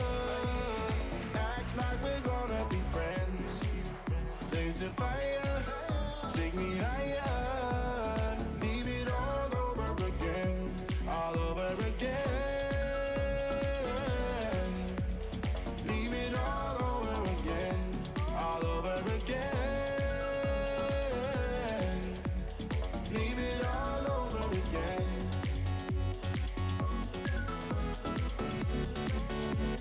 Leave it all over again.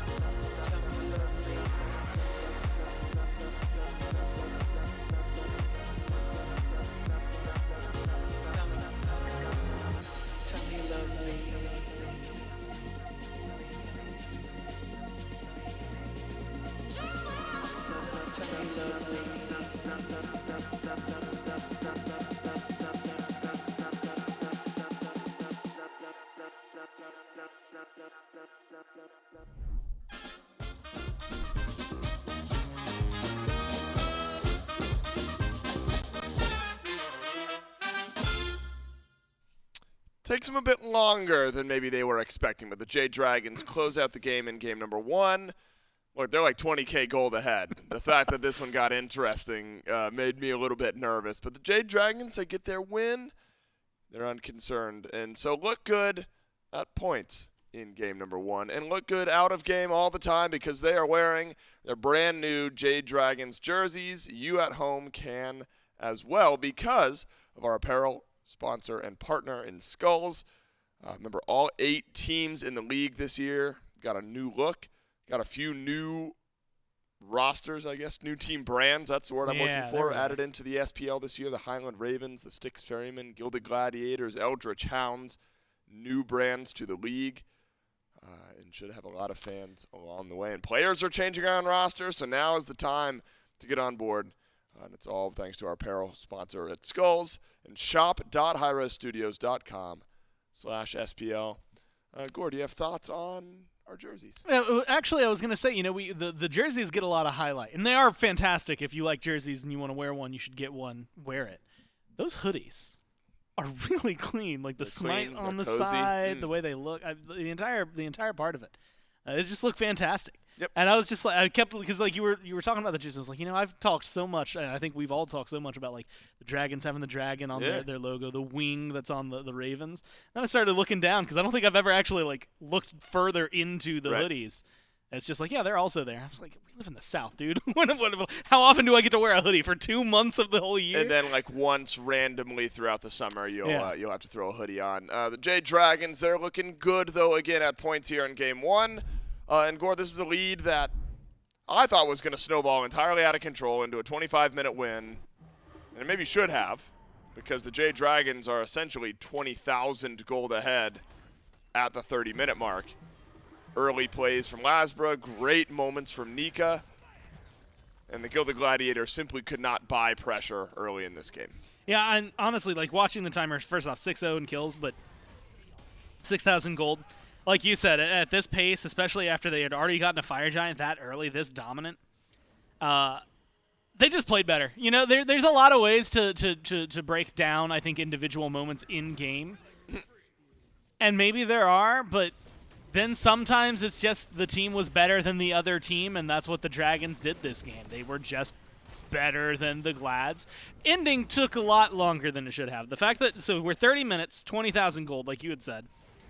And the fact that there's another highlight at 40 minutes afterward is honestly criminal. I think it's good plays from the Gladiators to defend the base, but like you said, maybe some marks against the Dragons. Feels like with the lead they had, the pace they were setting should have been probably a 25, 28-minute ending at max. And so a couple of stumbles towards the very end there that prolonged the game way longer than honestly it probably should have. And realistically, they still had the teamwork and the lead, right? So you lose a couple of those.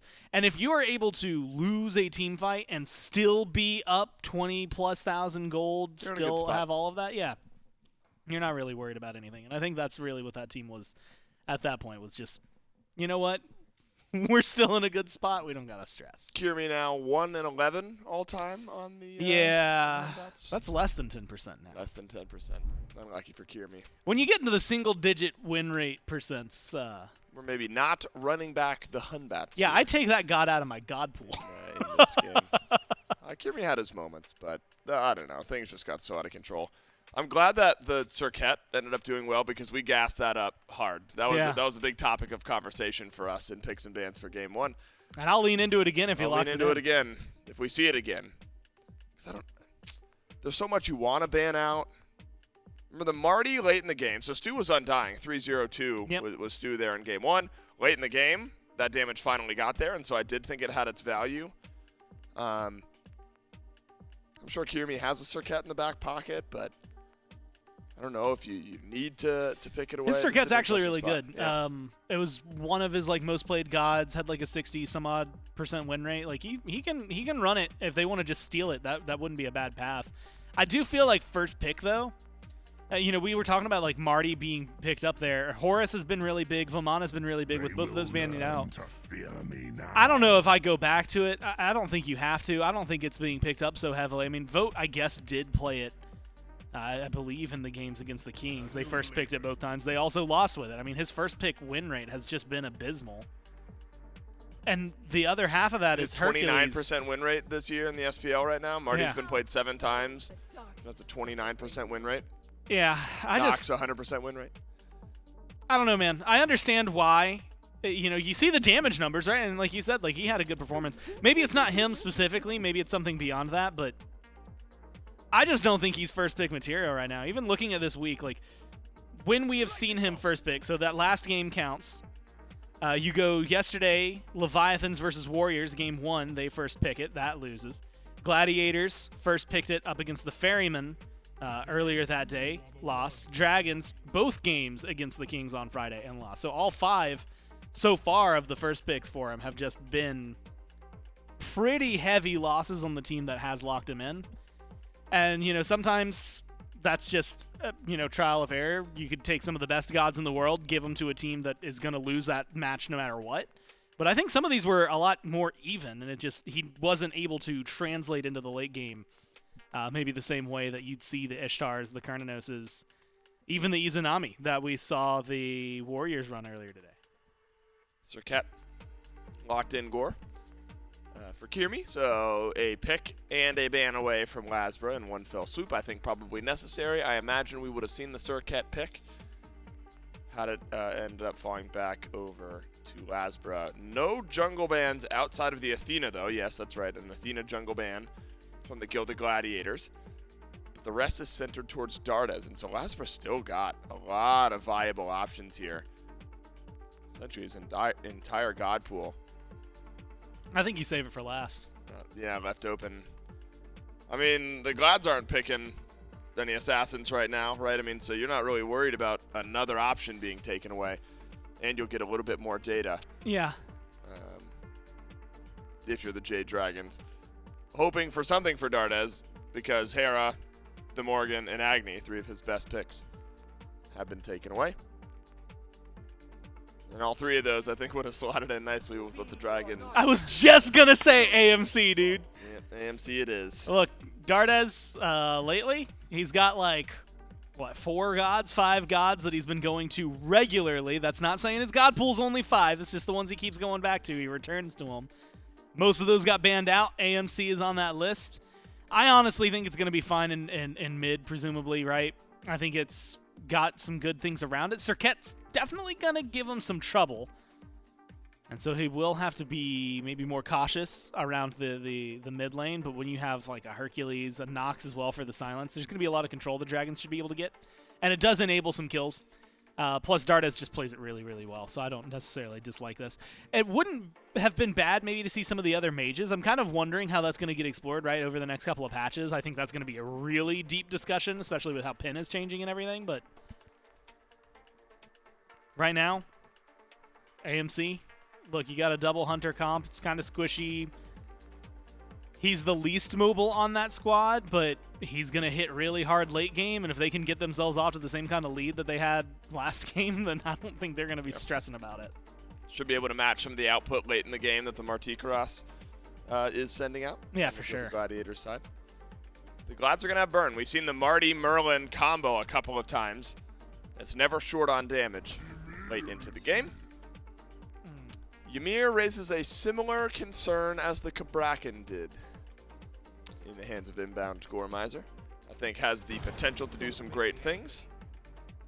Also has the potential to drop a goose egg and have a really tough game. And the first Chulainn of the year also picked up for the Gladiators. So no shortage of lockdown and chase down for this Gladiators team. Protecting the Marty and the Merlin, though, need to be priority one. That is a whole mountain of damage late in the game. I'm really curious as to what, LASBRA is going to go here. I mean, I don't mind the hover here for potentially a Hebo.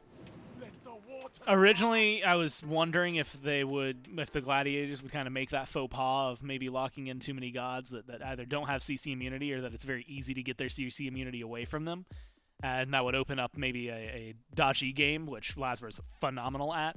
Or if you would even see some of the things. We haven't seen a lot of Rat, but like I wouldn't mind him in terms of being able to dive deep, put some pressure onto Marty, force his ult, or force Merlin to feel awkward. Might get too blown up in certain circumstances like that. Meanwhile, I think this is kind of the best of both worlds. You get someone who's a really good aggressor, really good damage dealer, and gives you that diversification, right? You're not Hercules, Cernunnos, AMC, Assassin that's all now physical damage, making it maybe a little easier for the Chulainn for the Ymir.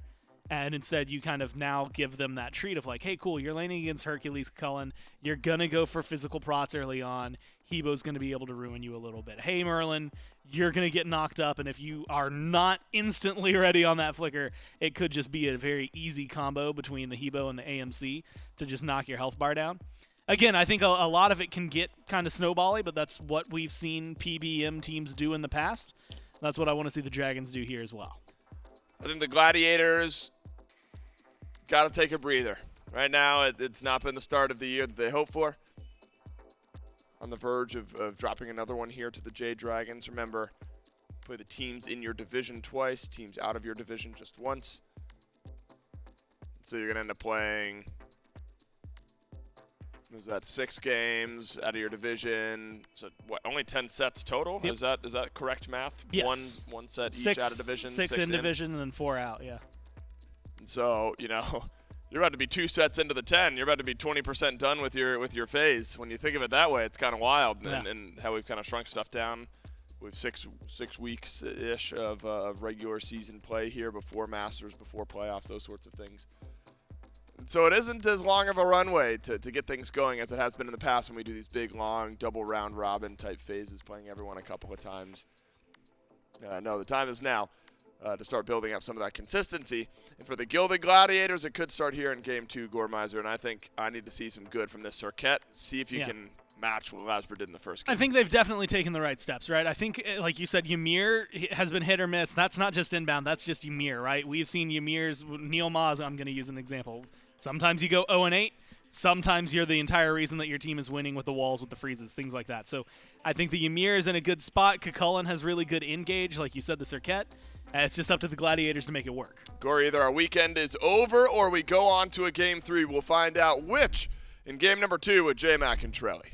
With a win here by the Jade Dragons, they would notch themselves as the 2nd seed in their division. A win for the Gladiators means, as highlighted by Dave on the desk, we go to Game number 3.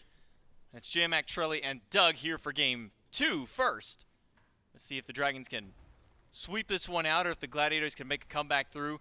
I think a lot of concern from the desk. Trelly brought around Inbound on this Ymir, and maybe right to be so. A very volatile pick in the support role in general, and typically over the course of Inbound's career as well on picks like this, haven't always been the most successful for him. I tend to agree, but I think a fantastic pick into this matchup. Everyone on the side of the Jade Dragons is not like the wall, right? You can wall off pretty much every ability from everyone on the side of the Jade Dragons, or at least get some value out of 3 or 4 of those abilities. The wall can be really, it depends on how you use it, but I think it can be very aggressive here if the Gilded Gladiators want to come out swinging. And we talked about in game number 1, we talked to Kyrmi. This team identifies as a heavy early game aggressive team, and they pretty much lost from minute 1 to minute done. They never got that chance to show that aggressive side. With the Serqet, with the Ymir, with the horrific emblem, I think they have some avenues to try and get aggressive, and because of that, I'd be willing to bet the Ymir pick can get some value here. Put it behind LASBRA, Dardez, find them in the jungle, look for a duo lane fight. If you get the beats down early with the horrific emblem, I think Vote could be a fantastic target if Kyrmi wants to go over to left lane, which he probably should, and that's where the aggressive plays can be made around this Ymir. So good looks throughout. Remember last time, Stuart got his beads down pretty much immediately, and this time that is not going to be the case. Better clear on the Ymir. They're going to be just fine hitting level 2. So for Kyrmi and for the Gladiators to find that early aggression to try and put themselves into that identity of an early game slanted style of team, is it on Kyrmi, maybe more than anybody else, to try and get that started for the Gladiators?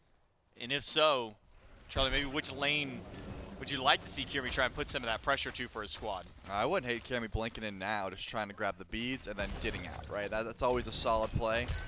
You find out who your target's going to be, you blink on them, and then at level 5 you come back. And AMC and Hebo both could be easy grabs, but I still think the duo lane trying to focus out Vote, trying to focus out PBM would be a smart look as well. Last time we saw Kyrmi go towards the shield buff, seems to be matching that rotation, and this time LASBRA's not going to make the rotation over. So Kyrmi might have some safety here.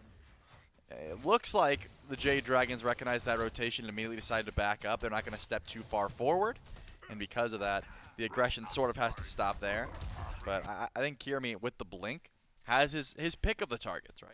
It's just LASBRA, Dardez, Vote. That's where I'd be looking. Pull the beads or try and come back out at level 5. The Serqet really doesn't have too much threat on the map. She's one of the most mobile junglers we have in the game. So if you're able to pull some beads down early, she really can pick her target. Brief pause in the action by Inbound. We'll see what it'll take to get this one rolling back through.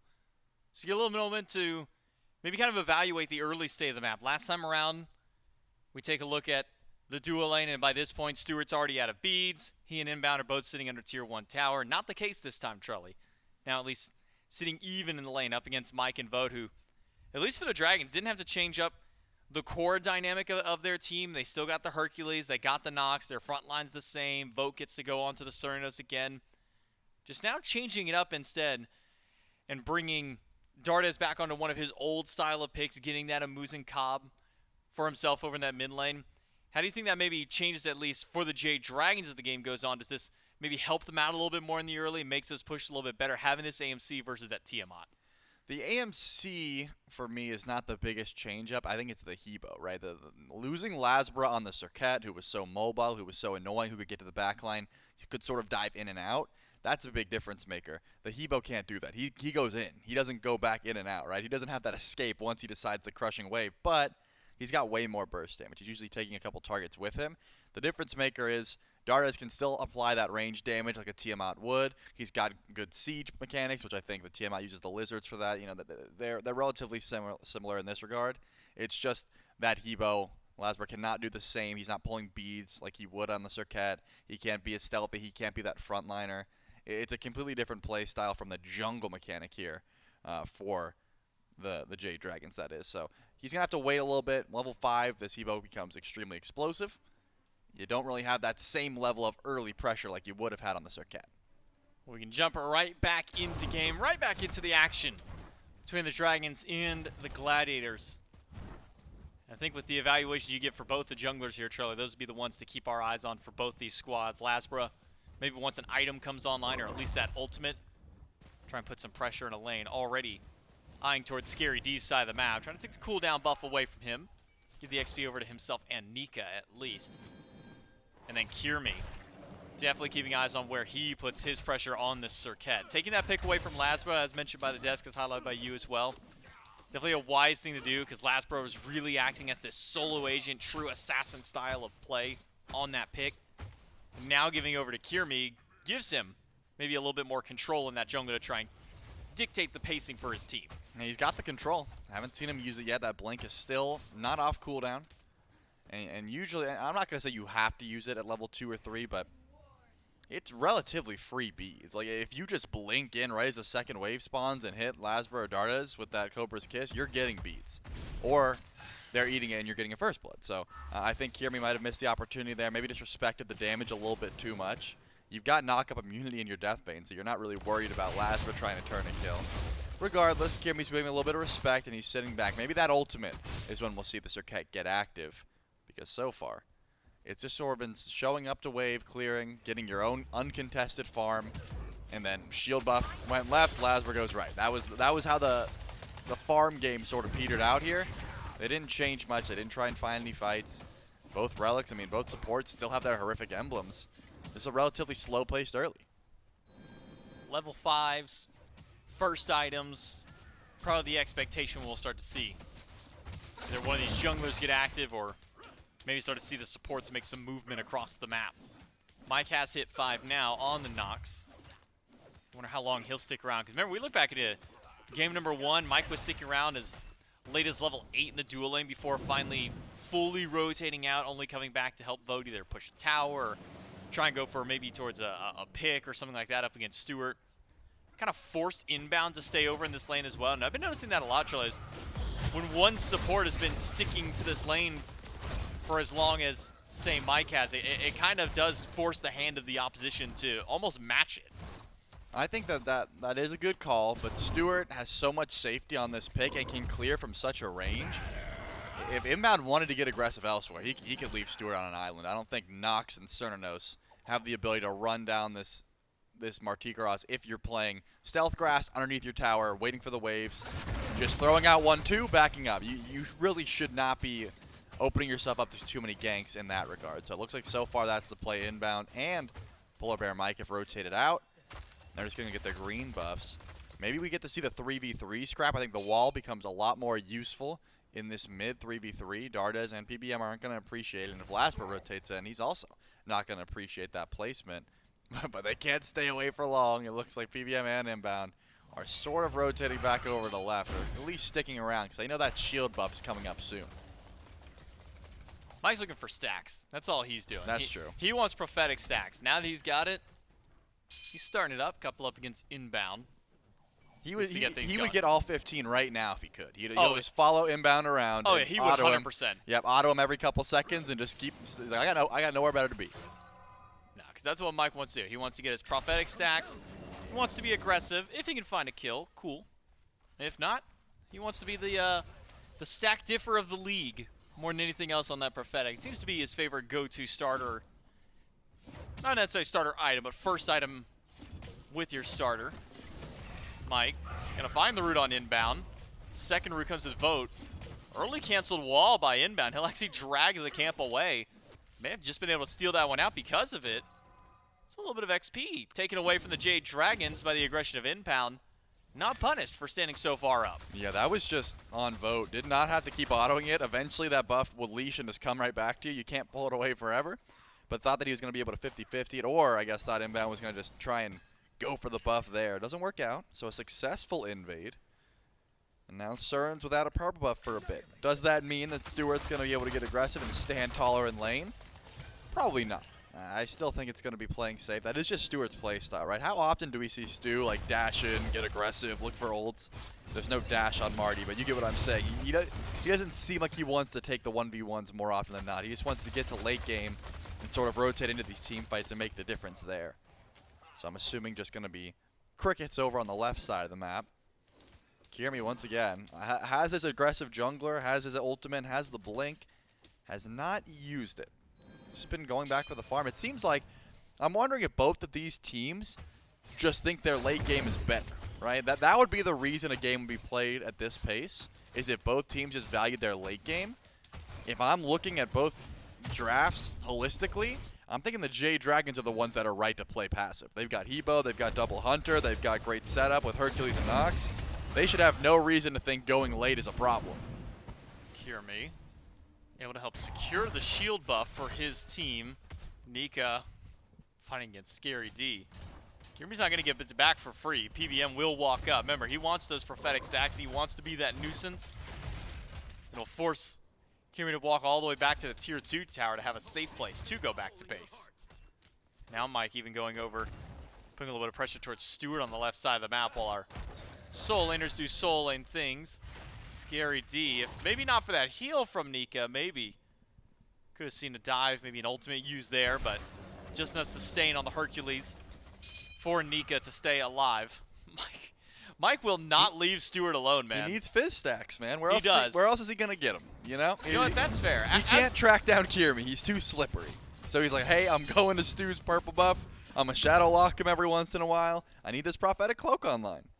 You know, as a support, I respect that, because I'm in that same predicament. I get prophetic, and I can never seem to find their jungler roaming around, because I've always got to either go to duo or go to solo. Mike actually steals away the green buff with ultimate. And maybe the most disrespectful way you could take a buff away. LASBRA in the 1v1 versus Kyrmi, losing because he's missed out on a lot of his kit. Crushing wave to escape. Kyrmi closed the gaps, gets the taunt, silenced in place, but he still has the range for the auto. Mike now caught out.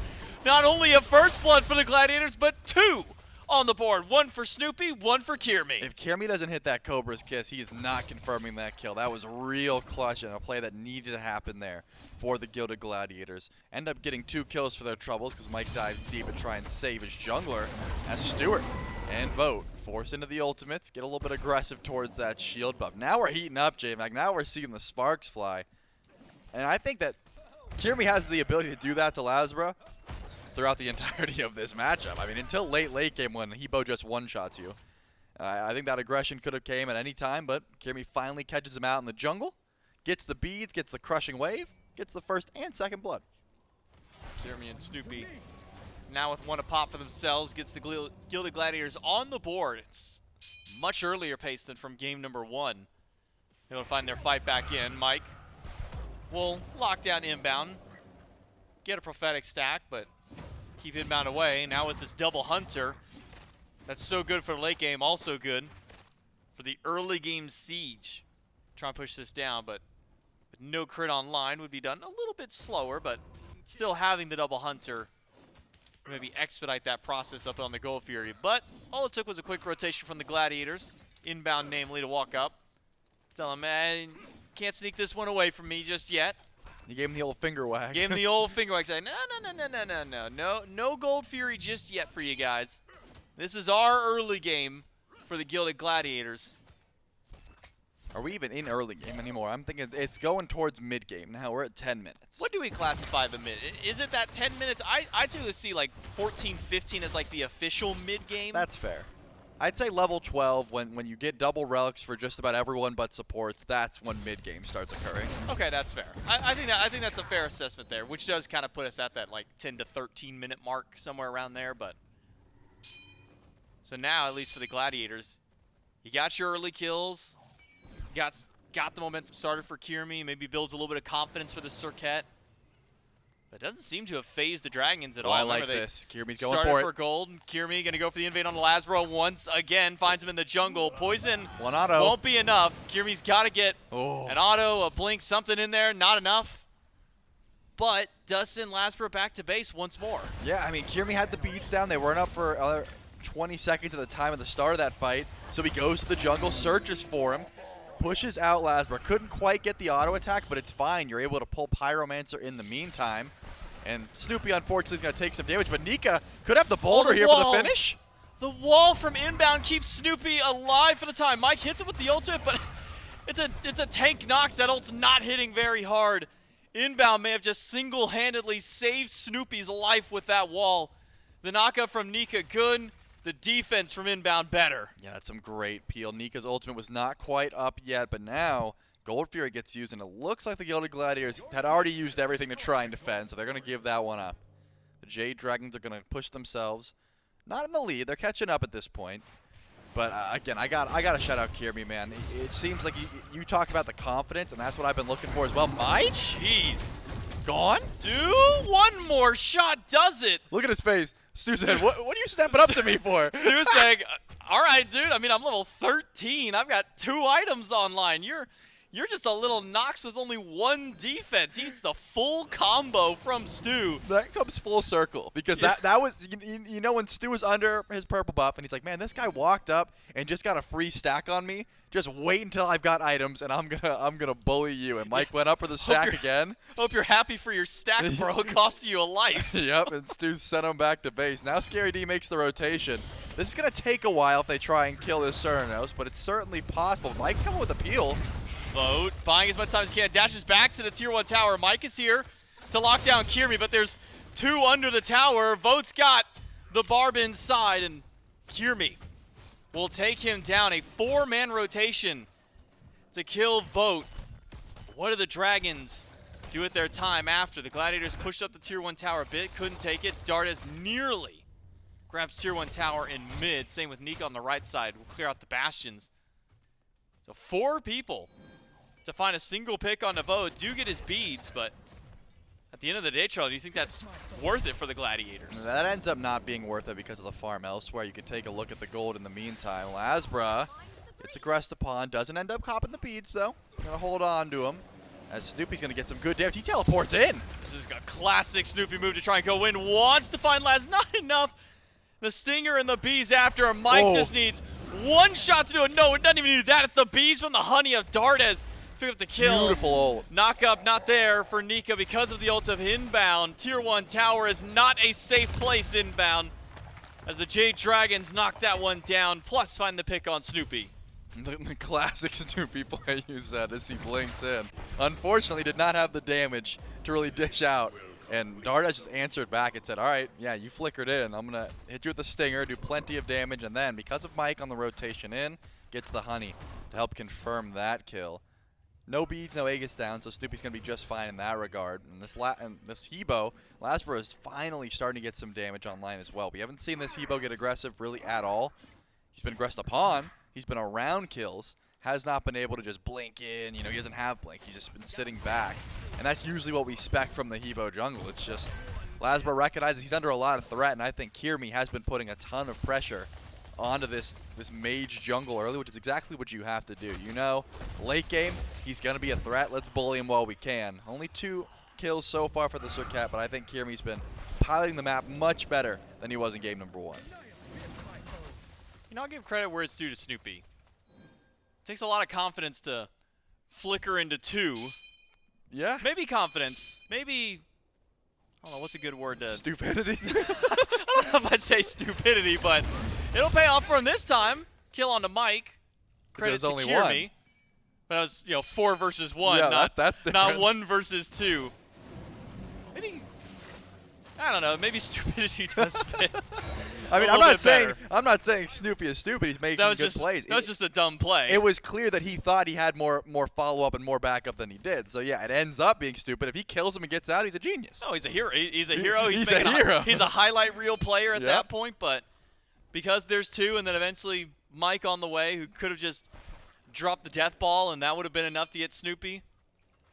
Make Snoopy look maybe not so great in that play, but Oni Fury to start for the Gilded Gladiators. Mike's out ult. Vote is here. Also has ult to try and stop this one out. Will throw a boulder over the wall. Jade Dragons steal away the Oni Fury. Kyrmi, he's the big shutdown that the Dragons want, but they cannot get it. It was a basic attack from Vote that takes that one away. Inbound picked back up. Nika waiting for the push. Inbound has walled himself off and now been thrown to the wolves of the Dragons. Vote, credit to the kill. Second for the Jade Dragons and a Fury to boot. That's just great CC there from Vote. Drops the Wild Hunt. Nika throws the boulder over. Doesn't quite steal it, but does enough disruption that an auto attack from Vote is able to steal away that Fury. All the while, you're just getting farm on the other side. Beautiful plays all around, and they're not done. The Jade Dragons are stepping up to take the tier 1 tower, but a lot of clear there from Stuart. Good damage as well from a range. LASBRA's going to have to respect how much this Martichoras is able to dish out. They'll get the tower and back up. But Pyromancer's down. That's going to stop the aggression for the time being. I'm wondering how long it's going to take before you start grouping up towards fire, because again, Marty doesn't do good damage for FG, so the Gilded Gladiators probably won't feel strong. But Vote's only level 15, 2 levels behind Stuart. Doesn't even have crit online just yet. Probably will go back and finish a full item and a half now. But you're not counting on Vote to dish out enough damage to go for fire, right? Dardez has the burn, Vote's got burn, LASBRA's got burst. But I'm thinking you want to wait at least 2-3 more levels for this Cernunnos before you actually start to make a serious pull on Fire Giant, even with the map state in your favor. The only way I can see Dragons getting fire this early is if every single member of the Gladiators backs right now and everyone on the Dragons are already at Fire Giant at that point. They better all be on wards, even if they did back. You wouldn't know it. But Gladiators would be able to spot that out instantly. There are wards, 3 of them covering the top side all the way, leaning from mid lane to the Fire Giant pit. So it would surely be spotted out by the Gladiators should the Dragons go for a play like that. Instead, It's a group up for the Gladiators. Tier 1 tower in mid to answer back to the one that's taken earlier. Kyrmi at least tries to disrupt Nika from getting back into that fight, but Vote not satisfied with losing out on the left side of the map. Not getting as much farm as Stu has separated himself and done a little bit of split pushing of his own on the right lane. Group up though. Mike gets walled off. Beautiful silence to stop the freeze and should be able to dash out unless caught out by Kyrmi. Oh, and the freeze catches the dash. Can't even get the ult. Scary D credited to the kill. And now it's the Gilded Gladiators on fire. Dardez is here. Vote as well, who hadn't left the lane yet. Dashes away from Kyrmi. Gets caught by the second. Cobra's Kiss walled off as well. And death from above by Stuart. Vote is gone. 7 kills. For the Gilded Gladiators, all still healthy. Could go for fire if another pick goes through. Nika rooted in place. He's able to dash back through. A dive in by Scary and Inbound.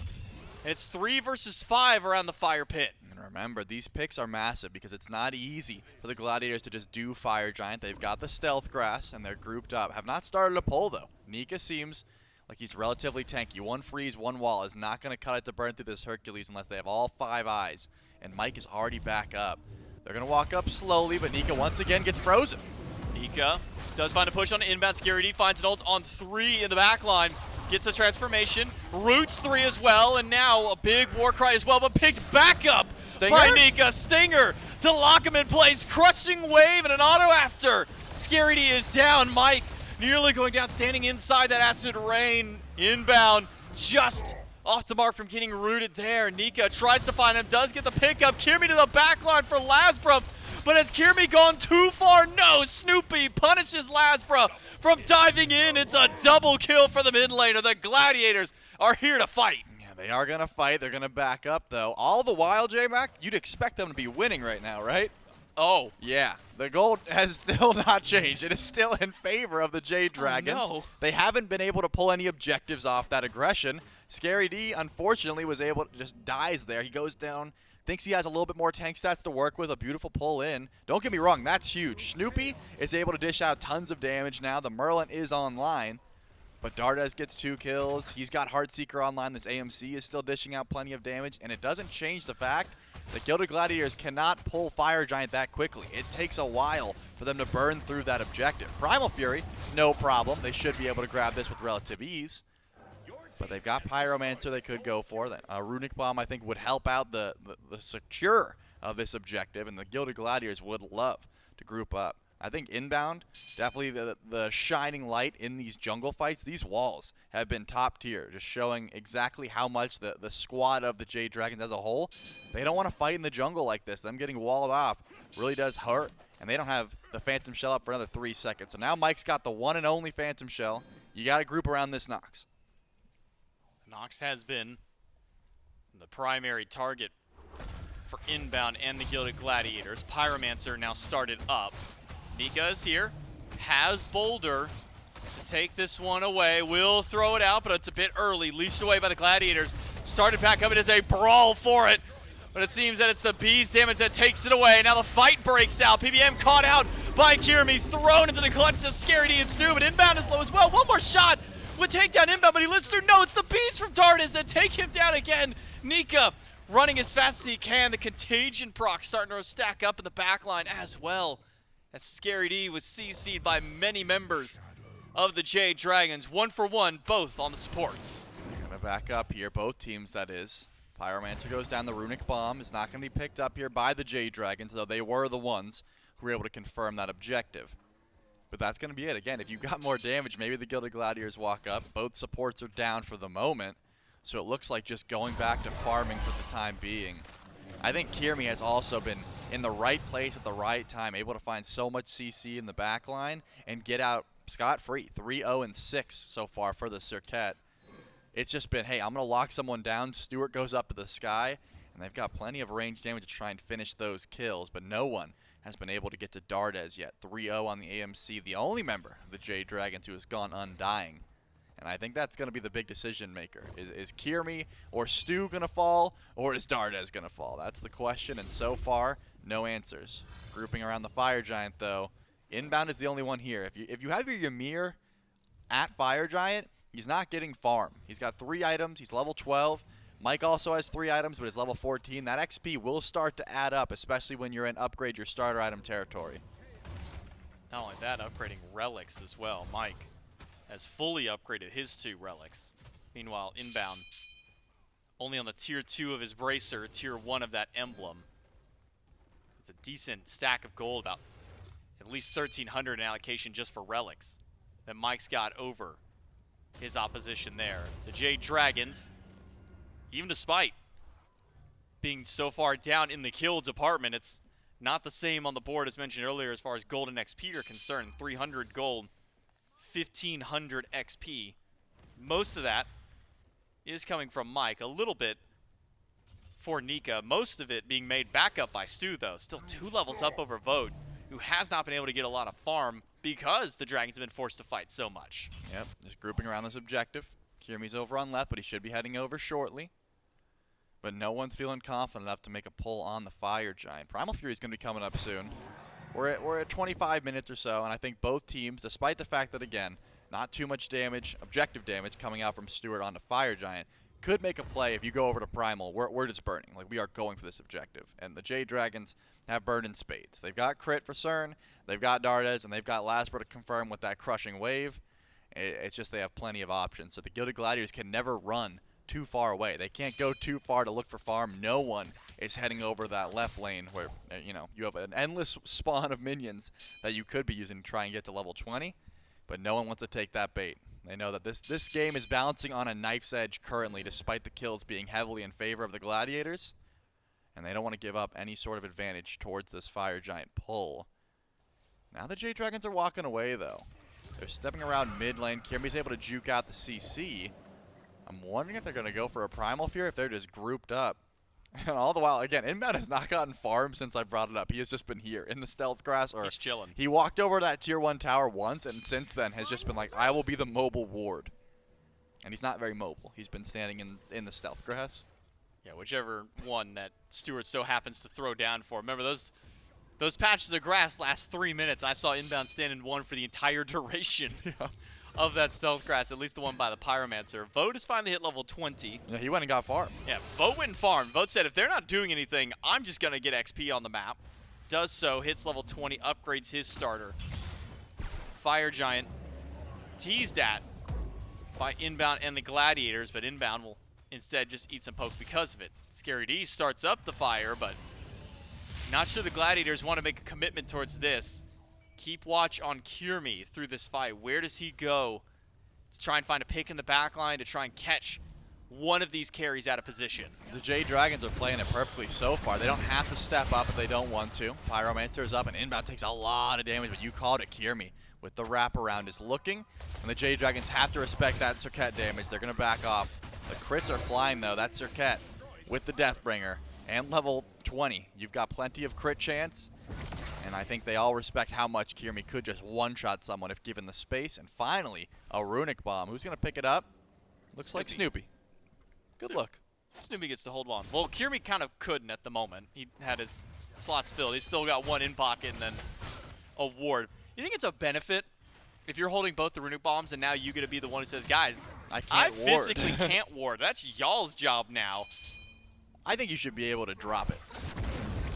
Just like set it down on the ground for someone else to pick up? Yeah, exactly. I think it would be easier for people to actually go because no one wants to rotate over and pick it up. You say, hey, I'll grab it for you. And you just grab it, you just go, boop, you just drop it for them. There you go. Just set it on there. Make up set up like a temporary market so you can just like put it up there like on a little stall and then your support comes over and grabs it or whoever else. But Inbound will not go anywhere that's not stealth grass. He is still level 13. He's got to stay stealthy, bro. He's got to stay touching the grass. Because otherwise, the Jade Dragons, they've made many of efforts. He might get a wave here. Nope, he's running from it. You jinxed it, man. He is actively avoiding the wave. He does not want it. And I think it's smart, right? His carries do need the extra XP. They need the gold, but they're all 20 now. You'd think it would be a smart call. Bubble gone from Mike now. A starting win for the Gilded Gladiators to try and find a pick up against this Nox. Kyrmi to the back line. Immediately pulls the stinger away from Dardez as Scary finds a triple knock-up with the ult. Ult from Stuart doing an immense amount of damage to Dardez, but Snoopy is forced out of this fight. Inbound is forced into the respawn, but Kyrmi has grabbed Dardez to the back, may be able to get Mike as well. A couple of crits from Kyrmi. Lands a double kill, but Vote has been batting away at the tanks the entire time. Both Scary and Inbound off the map. Yeah, Kyrmi goes massive there for his team. If he doesn't get that double kill in the back line, this is looking like a pretty washed out fight. Vote also gets a couple kills for himself, and LASBRA and Nika have plenty of HP. I didn't see what happened to Snoopy. He was 1 HP. We saw Stuart go death from above and almost kill out Dardez, and then of course Kyrmi goes in for the cleanup, but Snoopy was 1 HP at the start of that fight and had to back up. 3 for 3, this is the smart call. Just go for that Primal Fury in the meantime. You know that the Gilded Gladiators won't be going for it, and because the game's so close, Primal Fury, again, giving you extra damage, but that gold is still valuable. No one's full build quite yet. Starter items need upgraded, relics need upgraded, so I think that Primal Fury is a smart grab there for the Jade Dragons. But we're back to square one. I mean, this is still going to be a Fire Giant grouping. Could even be EFG in about a minute or so, and that looks to be the pace that we're setting so far. At the very least, we're seeing those upgrades I was talking about. Seer of the Jungle here for LASBRA. Some extra damage online for Kyrmi. Close to a Magi's Cloak, which would be a big difference. So far, 5-0-6 on this Serqet has been a part of 1 kill, every kill but 1. Kyrmi has almost impacted every single kill except for 1. Similar pacing to how LASBRA set on the Serqet in game number 1, where LASBRA was a part of all, if not most, at least, of the kills for the Jade Dragons to set their momentum. That seems to be the name of the game for the junglers for both of these teams. Such a close game at that. We are 30 minutes in. And I said yesterday a 2,000 gold deficit or difference at 27 minutes was the closest game we had. Scratch that, Charlie. We are 200 gold, 29 XP. At 30 minutes in the game, this is for sure our closest game that we have had this far into the depths of it. Both these teams, all they need is one person to step a little too far forward, one person to, without a relic or a Magi, to be taken away for either of these teams to find a pick. It started off great for the Gladiators. They got Mike's away last time through, but then, unknowing of what happened to Snoopy, forced their big burst mage damage out of the team fight. Luckily for the Gladiators, Kyrmi was able to wrap around and find the double at the tail end to at least make it a 2 for 2, but we're getting to the point where 2 for 2s can still end up netting a Fire Giant with the way the builds are progressing. Yeah, well, Dardez didn't have either relics until just 3 seconds ago, so that's why the Jade Dragons are playing back. Their AMC, who's been dishing out the majority of the damage so far this game, was a sitting duck if Inbound has had a good wall or if Kyrmi was able to find a blink. So I think a smart call is to stay back because, you know, the Gilded Gladiators are not going to pull this objective. They might bait it, but they can't commit to it because they don't have the crit to pull it down. I mean, Stuart does decent burst damage, but not to that Fire Giant. And because of that, the Jade Dragons aren't going to step up until they feel confident. They've got Magi's Bubbles. They've got their Phantom Shell. And, I mean, Inbound's got his work cut out for him. He doesn't know who to freeze because they all have bubbles. He doesn't know who to wall because they've got the shell. You got to try and bait it out without committing your life, because this Ymir, as we've said, he's sort of all or nothing. You're either going in, you're not getting back out. It's very difficult to be at level 14 Ymir, get a freeze, root yourself in place, and then retreat afterward. Doesn't come easily. But the Jade Dragons are not stepping up either. They're going to stick around, get some poke, and sort of sniff out what the Gilded Gladiators want to do. Eventually, someone is going to have to attack this Fire Giant. Eventually. You would imagine so. Inbound caught out by the combo from Mike.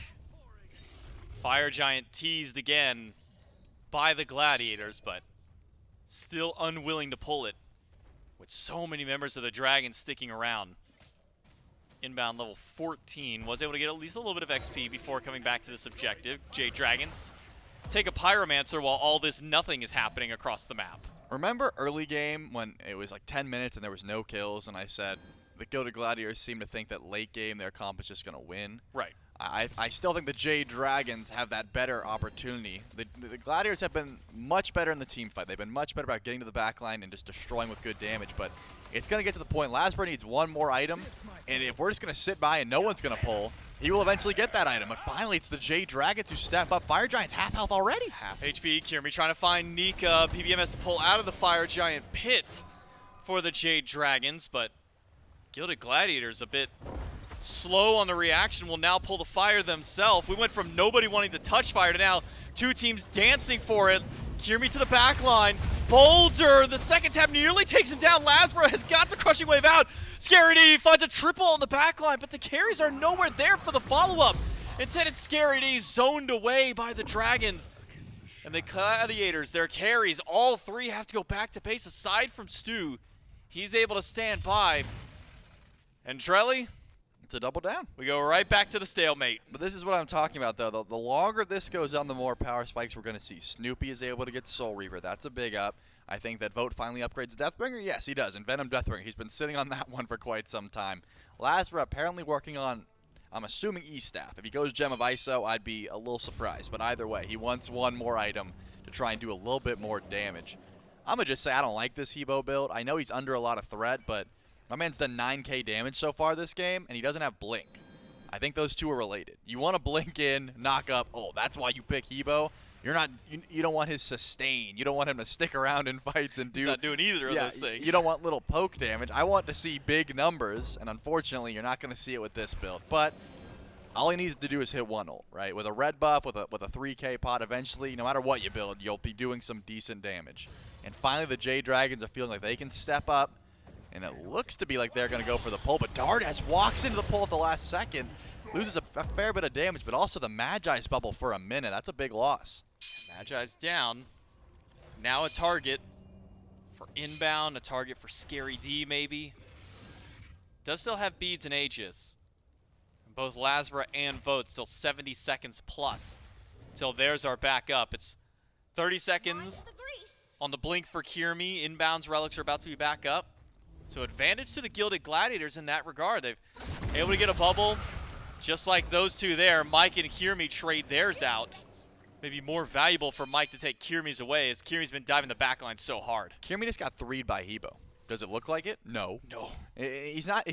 I mean, I guess he's got Stone of Binding and Protector of the Jungle stacks there, but still, it should be doing a bit more. I wouldn't be mad if LASBRA backed and just sold that item and bought a full damage item. I think it really would help out the dive. But at this point, they're not really counting on the magical damage. They want the Hunters to be able to shred. They want Nika and PBM to be able to set up for them. And we've seen this plenty of times. Nika trying to pull in Inbound and not getting much out of it. But Kyrmi, here he comes to the backline once again. Stuart's got a lot of damage as well. Blink to the backline by Scary D. Tries to go for the ultimate. Stuart raining death from above and his. PBM low in the fight. Frozen, the boulder not doing a lot to Scary D, who will get stuck in the silence. Can't get the dash out. It's LASBRA who ends up getting that kill on a Scary D. Starts the fight for the Dragons, but at the same time ends the fight against the Gilded Gladiators. A few members of the Dragons and a couple members of the Gladiators both having to go back. But what's the call now? Snoopy hiding in the stealth grass. He's going to stick around. The Jade Dragons, of course, 5v4. They're going to go for the pull. Scary D will have teleport, though. If they can stall this fight out for 40 seconds, the Chulainn will return. He does end up finishing the E-Staff. He will be a little bit tankier, do a little bit more damage.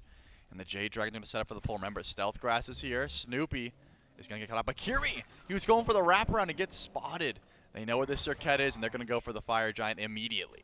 Fire started. Snoopy and Stu have a lot of burst damage, a lot of chance to steal. Boulder slams through Snoopy. That's half HP now on the Merlin. Nika as well, half. Snoopy trying to steal this one away. The Dragons will finally get the Fire Giant 36 minutes in. It's a clean disengage for the Jade Dragons. On top of that, the Gladiators, Kyrmi could not find that path in, could not find the steal. But the damage still ringing through from Snoopy and Stuart. This game, even with Fire Giant, Charlie, I feel is far from over.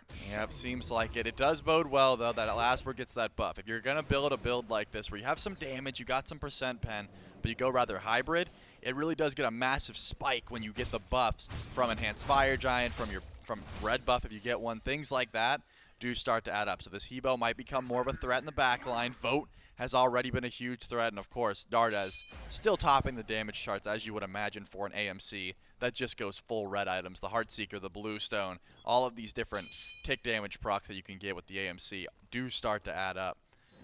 Now they've got plenty of towers to go through. 3 tier 2s still standing for both of these teams. You said it, we may be far away, and I think that is true, but one pick could be all it takes, right? Someone steps up a bit too far, one pull from Nika. If PBM is able to connect with a combo on some of these no beads targets, that could be it. With the buff that they have and the double hunters and the Hebo, Just a little bit of CC, and even tanks. I mean, if Scary D goes to the back line, he's not even full build yet. He will get deleted with a stinger from Dardez and then some auto attacks. That's all it takes at this point. So for the Gladiators, I mean, Charlie, now that we've spent 10 or so minutes dancing around the Fire Giant, Tier 2 towers are going down, Phoenix Sieges likely to be the next step, I should say, for the Jade Dragons. How does some of that siege look for the Dragons pushing into the Gladiators? I mean, you got a Merlin for the Gladiators. That's at least a way to keep minions out, but what's the way for the Dragons into these fights? It looks like Kyrmi's looking for some damage. I was going to say, I would just wait. Walk up, get some auto attacks, wait. Eventually, Scary D is going to blink in, and when he does, Mike has the lockdown. If you can put your silence down before that ultimate gets channeled, he's got no beads. It should be a relatively easy stinger and then damage follow-up. That's what I'd be sitting back for. I would split up the hunters like they're doing, though. Nika and Dardez are looking for poke in mid, and then LASBRA and Vote and PBM were looking for poke in right. They're not committing just yet, though. They're taking their time here. Snoopy gonna zone himself over to the right side.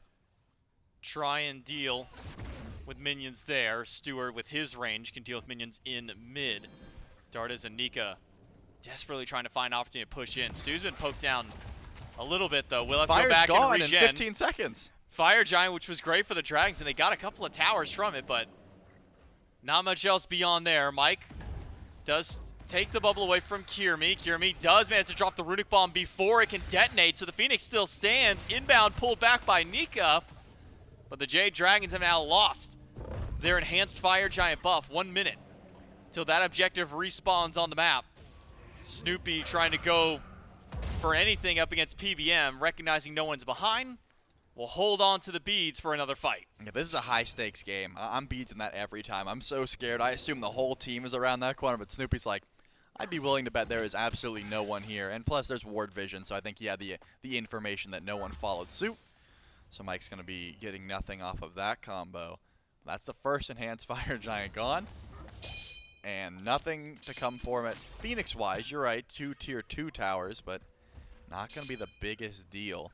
I'm wondering how long this next dance will be, because the Jade Dragons, sure, they got a little bit of a gold lead off that, but besides the supports, everyone is about full build.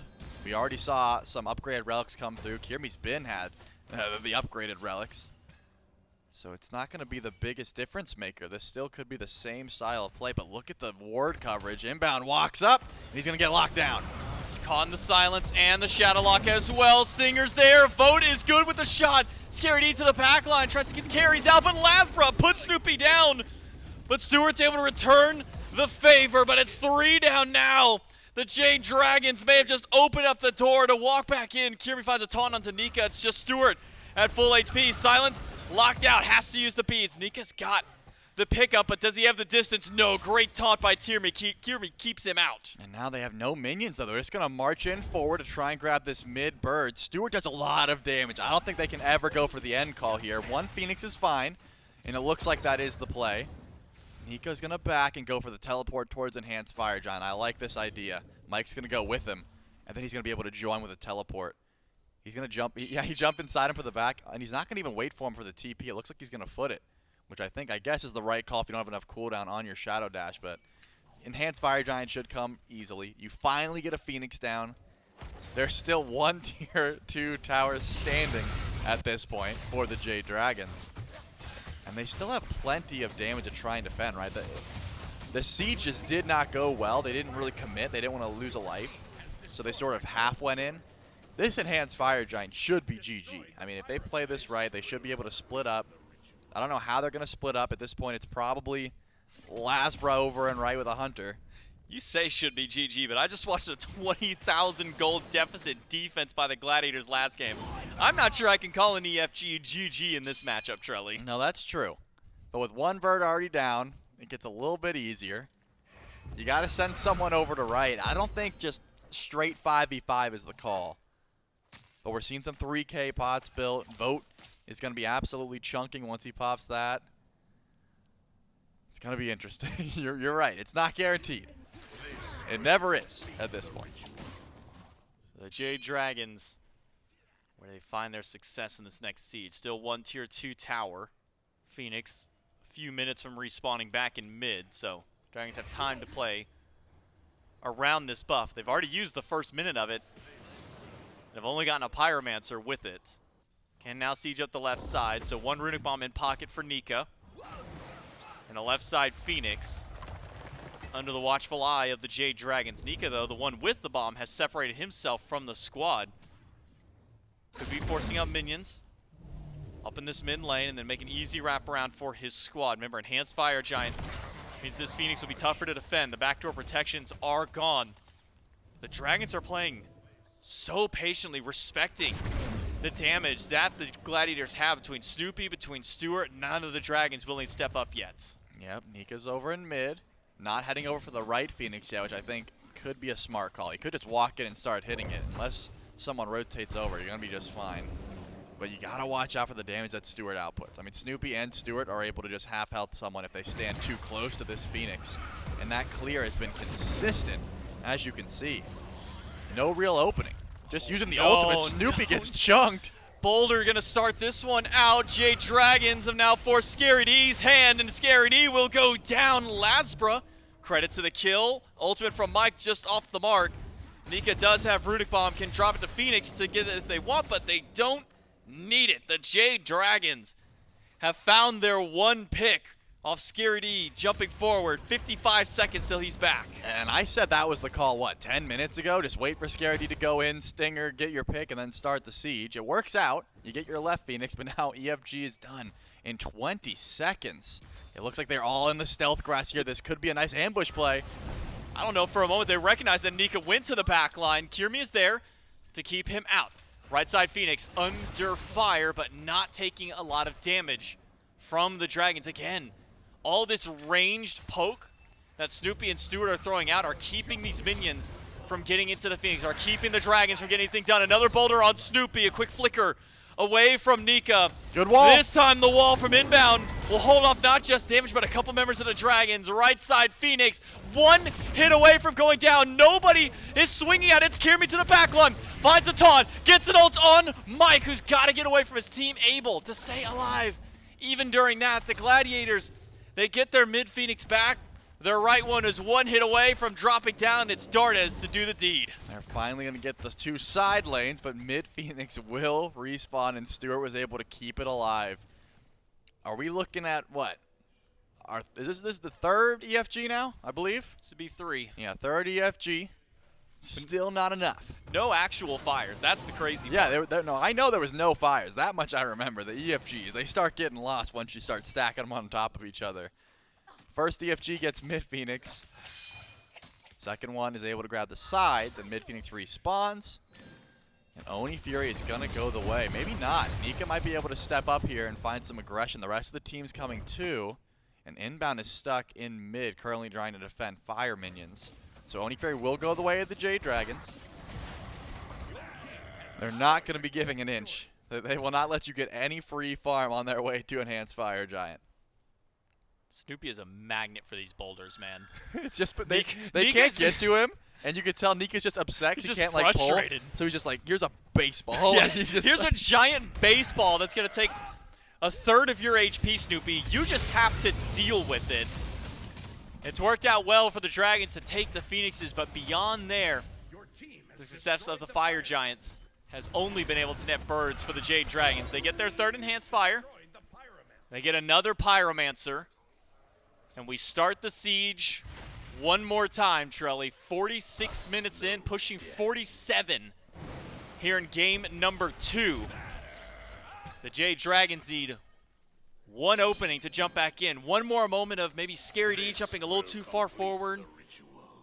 But this zoning damage that Snoopy and Stuart have been keeping the Dragons at bay on every one of these sieges. I've been loving the Martichoras tech, though. You can see the Gilded Gladiators have been setting up some stealth grass right at the front and trying to go for ambushes. Hasn't worked, though, so now it's just in the back. Oni fire minions pouring in. One bird left. There's the baseball. I'm telling you, sorry, it's a Snoopy. magnet. Sorry, man. You're half health. Nika will allow this mid bird to go down. Left side going to be the next one coming back up. The Jade Dragons. Surely we rewind in time about an hour to where we were now in game number 1, where the Dragons want an opportunity to go for the Titan, though much healthier than it was at this point from game number 1. Nika Man, Nika is so desperate to find any pickup that he can. Don't worry, his baseball will come back up. Yeah, Snoopy will get hit by it. He's going to hit Snoopy in the face with it, and then they're going to get another Phoenix off it. There are two things for certain in this game. It's that Nika has a boulder and Snoopy's going to get hit by it. And we're going 50. All of those Oh, things. man. Yep, we're at 48. Left side bird spawns in. Mike and Dardez are going to be able to grab it for free, but that Titan stands tall. The Gilded Gladiators know all they have to do is protect this, and they cannot lose. Stuart keeping the minions out. Titan has taken a little bit of damage. Jade Dragons playing patiently around. Nika, rooted in place, has to dash away. The Gladiators, if there's one thing that I've learned about the Gladiators in this set so far, Charlie, it's resilience at the base, or maybe it's unwillingness by the Jade Dragons to try and step in and get something going. Nika wants to. He's been frozen by Inbound, walled off. But there's no damage to follow up. Nika just got to walk in for free and walk back out. I mean, Titan reset like twice there, so the HP is all back. Right side bird is spawning in shortly. The Jade Dragons have to make a call. Are we going for the end? Are we going for the right side Phoenix? Are we stepping up at all? Inbound does get knocked up close, but the wall means he can't be any closer. Silenced out, half HP. Inbound's got to go back to the fountain. Nika goes for the pull, but cannot find Kyrmi. Fast deathbane, knock up on a Scary D, who has transformed. He wants to start this fight, but don't get too overzealous, Scary. Does take the bubble away from Dardez. Nika picks up Inbound, but a freeze hits him first. Cannot be pushed back. Rooted in place again by Stuart. He has been pumping out damage on this Martichoras as Scary D continues to fish for a spot in the back line. Still, it's just dancing around the Titan. Are we going to commit or not? At from above, Stuart has to use it defensively. Doesn't get too much damage off. But the Jade Dragons, they're not backing up. They're not going for that Fire Giant yet. I was thinking that was going to be the call. They were just going to give up and go one more. But they're sticking around. They don't have that regen. The Fire Giant buff fell off. And Scary D sieges forward. Inbound, doesn't get the freeze, gets pushed back, but again, the follow-up's not there. It's a freeze on a PBM. Stu throws out the Acid Rain, another boulder on top of Snoopy. Pushed back into the backline, beads quickly by Kyrmi through, but it is damage from LASBRA and Dardez. Snoopy trying to fight back against Laz, and he's got a lot through, but there's just too much. The Aegis from Laz buys him enough space, but Stuart takes down Vote. That's a hefty amount of damage through while Stuart still lives. And they have damage, as you said, but Stuart's alive. What's the call? Nika goes to back, he stops. Dardez is still here looking for poke. Reset. I'm not sure. I mean, Dardez wants to go for the end. You can tell he's standing here for a reason.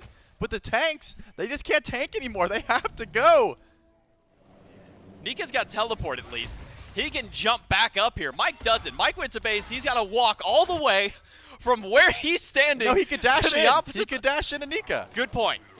Nika does have teleport to come back, so the tanks can rejoin the fray.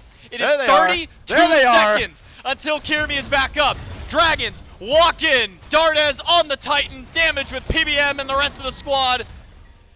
And 51 minutes this time. The Jade Dragons get it done in 2. You got to give respect to the base defense of the Gilded Gladiators. I mean, they got one good thing going for them right now. And that's their base defense. Try fighting them. Really good thing. Try fighting me near my fountain, bro. See how that goes. That's what the Gilded Gladiators said. And again, we talked about it between break. 20,000 gold, 3 Phoenixes down. That's game 1.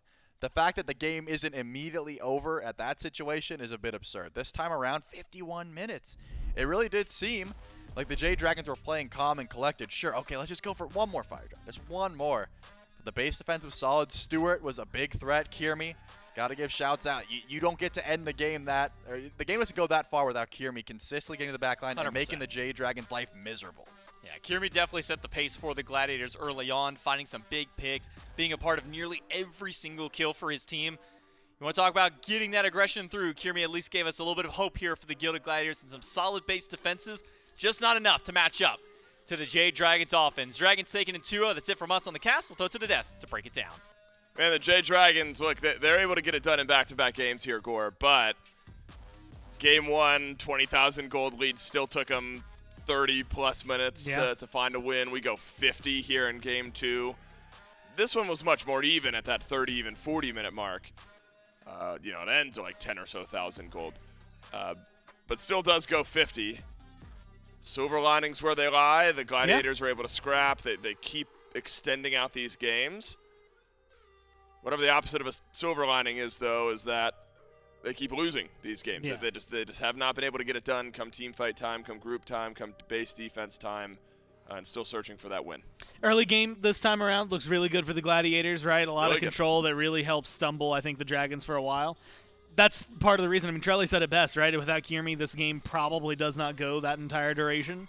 And it's just because the Serqet's getting to the back line pretty consistently, causing a lot of disruption, causing a lot of trouble, and very, very often able to find a lot of the kills. And what you'll see is, like, a lot of the highlights you can already see. I mean, 1 kill on the board for the Dragons 16 minutes in, right? Takes a little while to get things going. But watch the gold. I mean, Oh a my majority goodness. of this, I kept talking to you about it, where I just said we'd look up. I'd be like, it doesn't matter that they have twice as many kills at this point, because the gold's either even or most of the time even favoring the Dragons.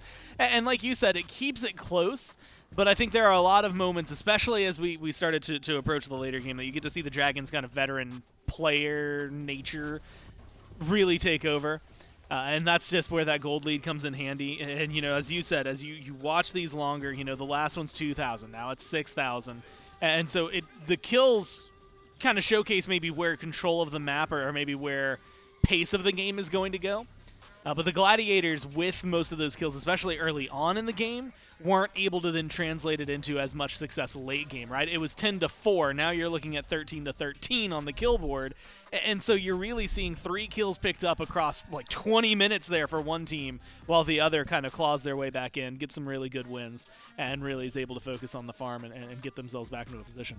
Probably longer, I think, in both games than the Dragons would be happy with. I'm sure they were hoping for those wins to come by a lot quicker. But I think you have to give the credit over to the Gladiators for pushing them to that distance and kind of keeping things on their toes, right, as we get there. Does 67,000 damage seem good to you, Gormaz? Seems like a hell of a lot. Oh, my God. Seems like a good number to me. 67K for Dardez, 5-1-7. That's my mid laner, by the way. Yeah. Was that my... Dardez might have been when I was one of my first 2 on my snake on back. That's a bold statement by me, but it seems to have worked out, at least here in this set. Game 1 is a long one. Game 2, even longer. Bright-eyed and bushy-tailed Nika standing by for the post-game interview. Yeah, I've got Nika, solo laner for the Jade Dragons with me. Hour and a half of gameplay there, Nika. Yep. Let's take a moment, take a deep breath. You can relax till the game is done. But tell me, you got some beef with Snoopy, man? It felt like every one of those last couple of team fights that were going through, the last like 4 or 5 boulders you threw in Yeah. game 2 were all hitting Snoopy. Are you two beefing or something? No, I mean, they obviously just had such an annoying comp to, like, they could just turtle the base for an hour. That's pretty much what they did, right? And, like, if I just throw the boulder and hit a back lineup plus the AMC poke, it forces them to recall. We get Phoenixes, etc. You know, just rinse and repeat. And, like, my boulder's up every, like, 30 seconds. So, I mean, I might as well throw it out when I see a good chance. You get an opportunity to might as well throw it there. And kind of talk to me about that. You mentioned that this is a really good comp, at least for the Gladiators, to sit Yeah. back in base, kind of sit there, get a little bit of time to clear these waves out. Yeah. Is that what really made it so difficult to find these siege? I mean, game number 1, you guys are up 12 to 15,000 on your first siege. It's nearly 20,000, 25K it was- gold yeah, by it the was end of like- it. yeah. Definitely, it just really feels like it's the comp you're going against Well, there. I think game 1, we just, like... game 1, I don't think we approached the sieges well enough to, like end properly. But, like, both games, like, Martichoras, Merlin, right? Like, 2 gods who can, like, insta-clear the wave. If we go on Titan, they can, like, all-in us and get damage. Like, it just puts us in, like, a position where, like, the only thing we can do is throw if we, like, rush it, I guess. So I think we were just, like, covering all our bases, make sure, like, we have FGs, we have our 3K pots, just, like, eliminating, like, lose potential. I mean, it's, like, boring to watch and to play, but, I mean, like, the only thing that could happen is, like, we overstep, get wiped, throw the game, and, like, let him, like, get back into it, you know? Like, if they're just going to sit there and kind of not interact with us, really, then we're just going to do the same and just slowly get a win. Yeah, for sure. Definitely a little hard to siege into this composition. Nika, you got through your first week of play now. You end out the week 1-1 for the Dragons. What's something for the team to kind of work on moving into week 2 of the SPL and even kind of moving through the continuation of this phase? I think the big issue we've had, which we definitely improved today, was just like planning around Fire Giants and how we actually want to like play the fights, what like area our comp wants to be around, like the vision and stuff like that. I think against the Kings, we were like very sloppy around objectives. Like even if the games were close, like they were just a way more like, I guess like macro-based team than us, and that's something we looked at and we were like, okay, like we can learn from that and we can like add that to our own game because that's what we felt like we lacked a lot. And yeah, for us, it's just like not trolling, honestly, a lot. Like, and just like kind of staying focused in opportunities where we can just close out games. Well, for sure. It was a long set for you, Nika. I'm sure you and the guys are ready to go home and relax the rest of your weekend. Yes, Congrats on the please. win. I'll let you get back with the team. We'll throw it to the desk Thank to close you. it out. Jade Dragons back on track, and they'll end their weekend and their week number 1 of the SMITE Pro League at 1-1. Yep. And so a team that had some improvement over the course of the weekend. Unfortunately for the Gilded Gladiators, still winless here in the SMITE Pro League. So 1 week of the SPL here in Season 10 is officially done. And Gormizer, how did the the Shanding Stakeout? I thought you were going to say chandelier, and I was like, Something am I like going to that. have to fit a Phantom reference in How here? did the standings shake out? It's the Yeah. Oni Warriors on top of the Chaos Division, all alone at 2-0. Jade Dragons right on their heels.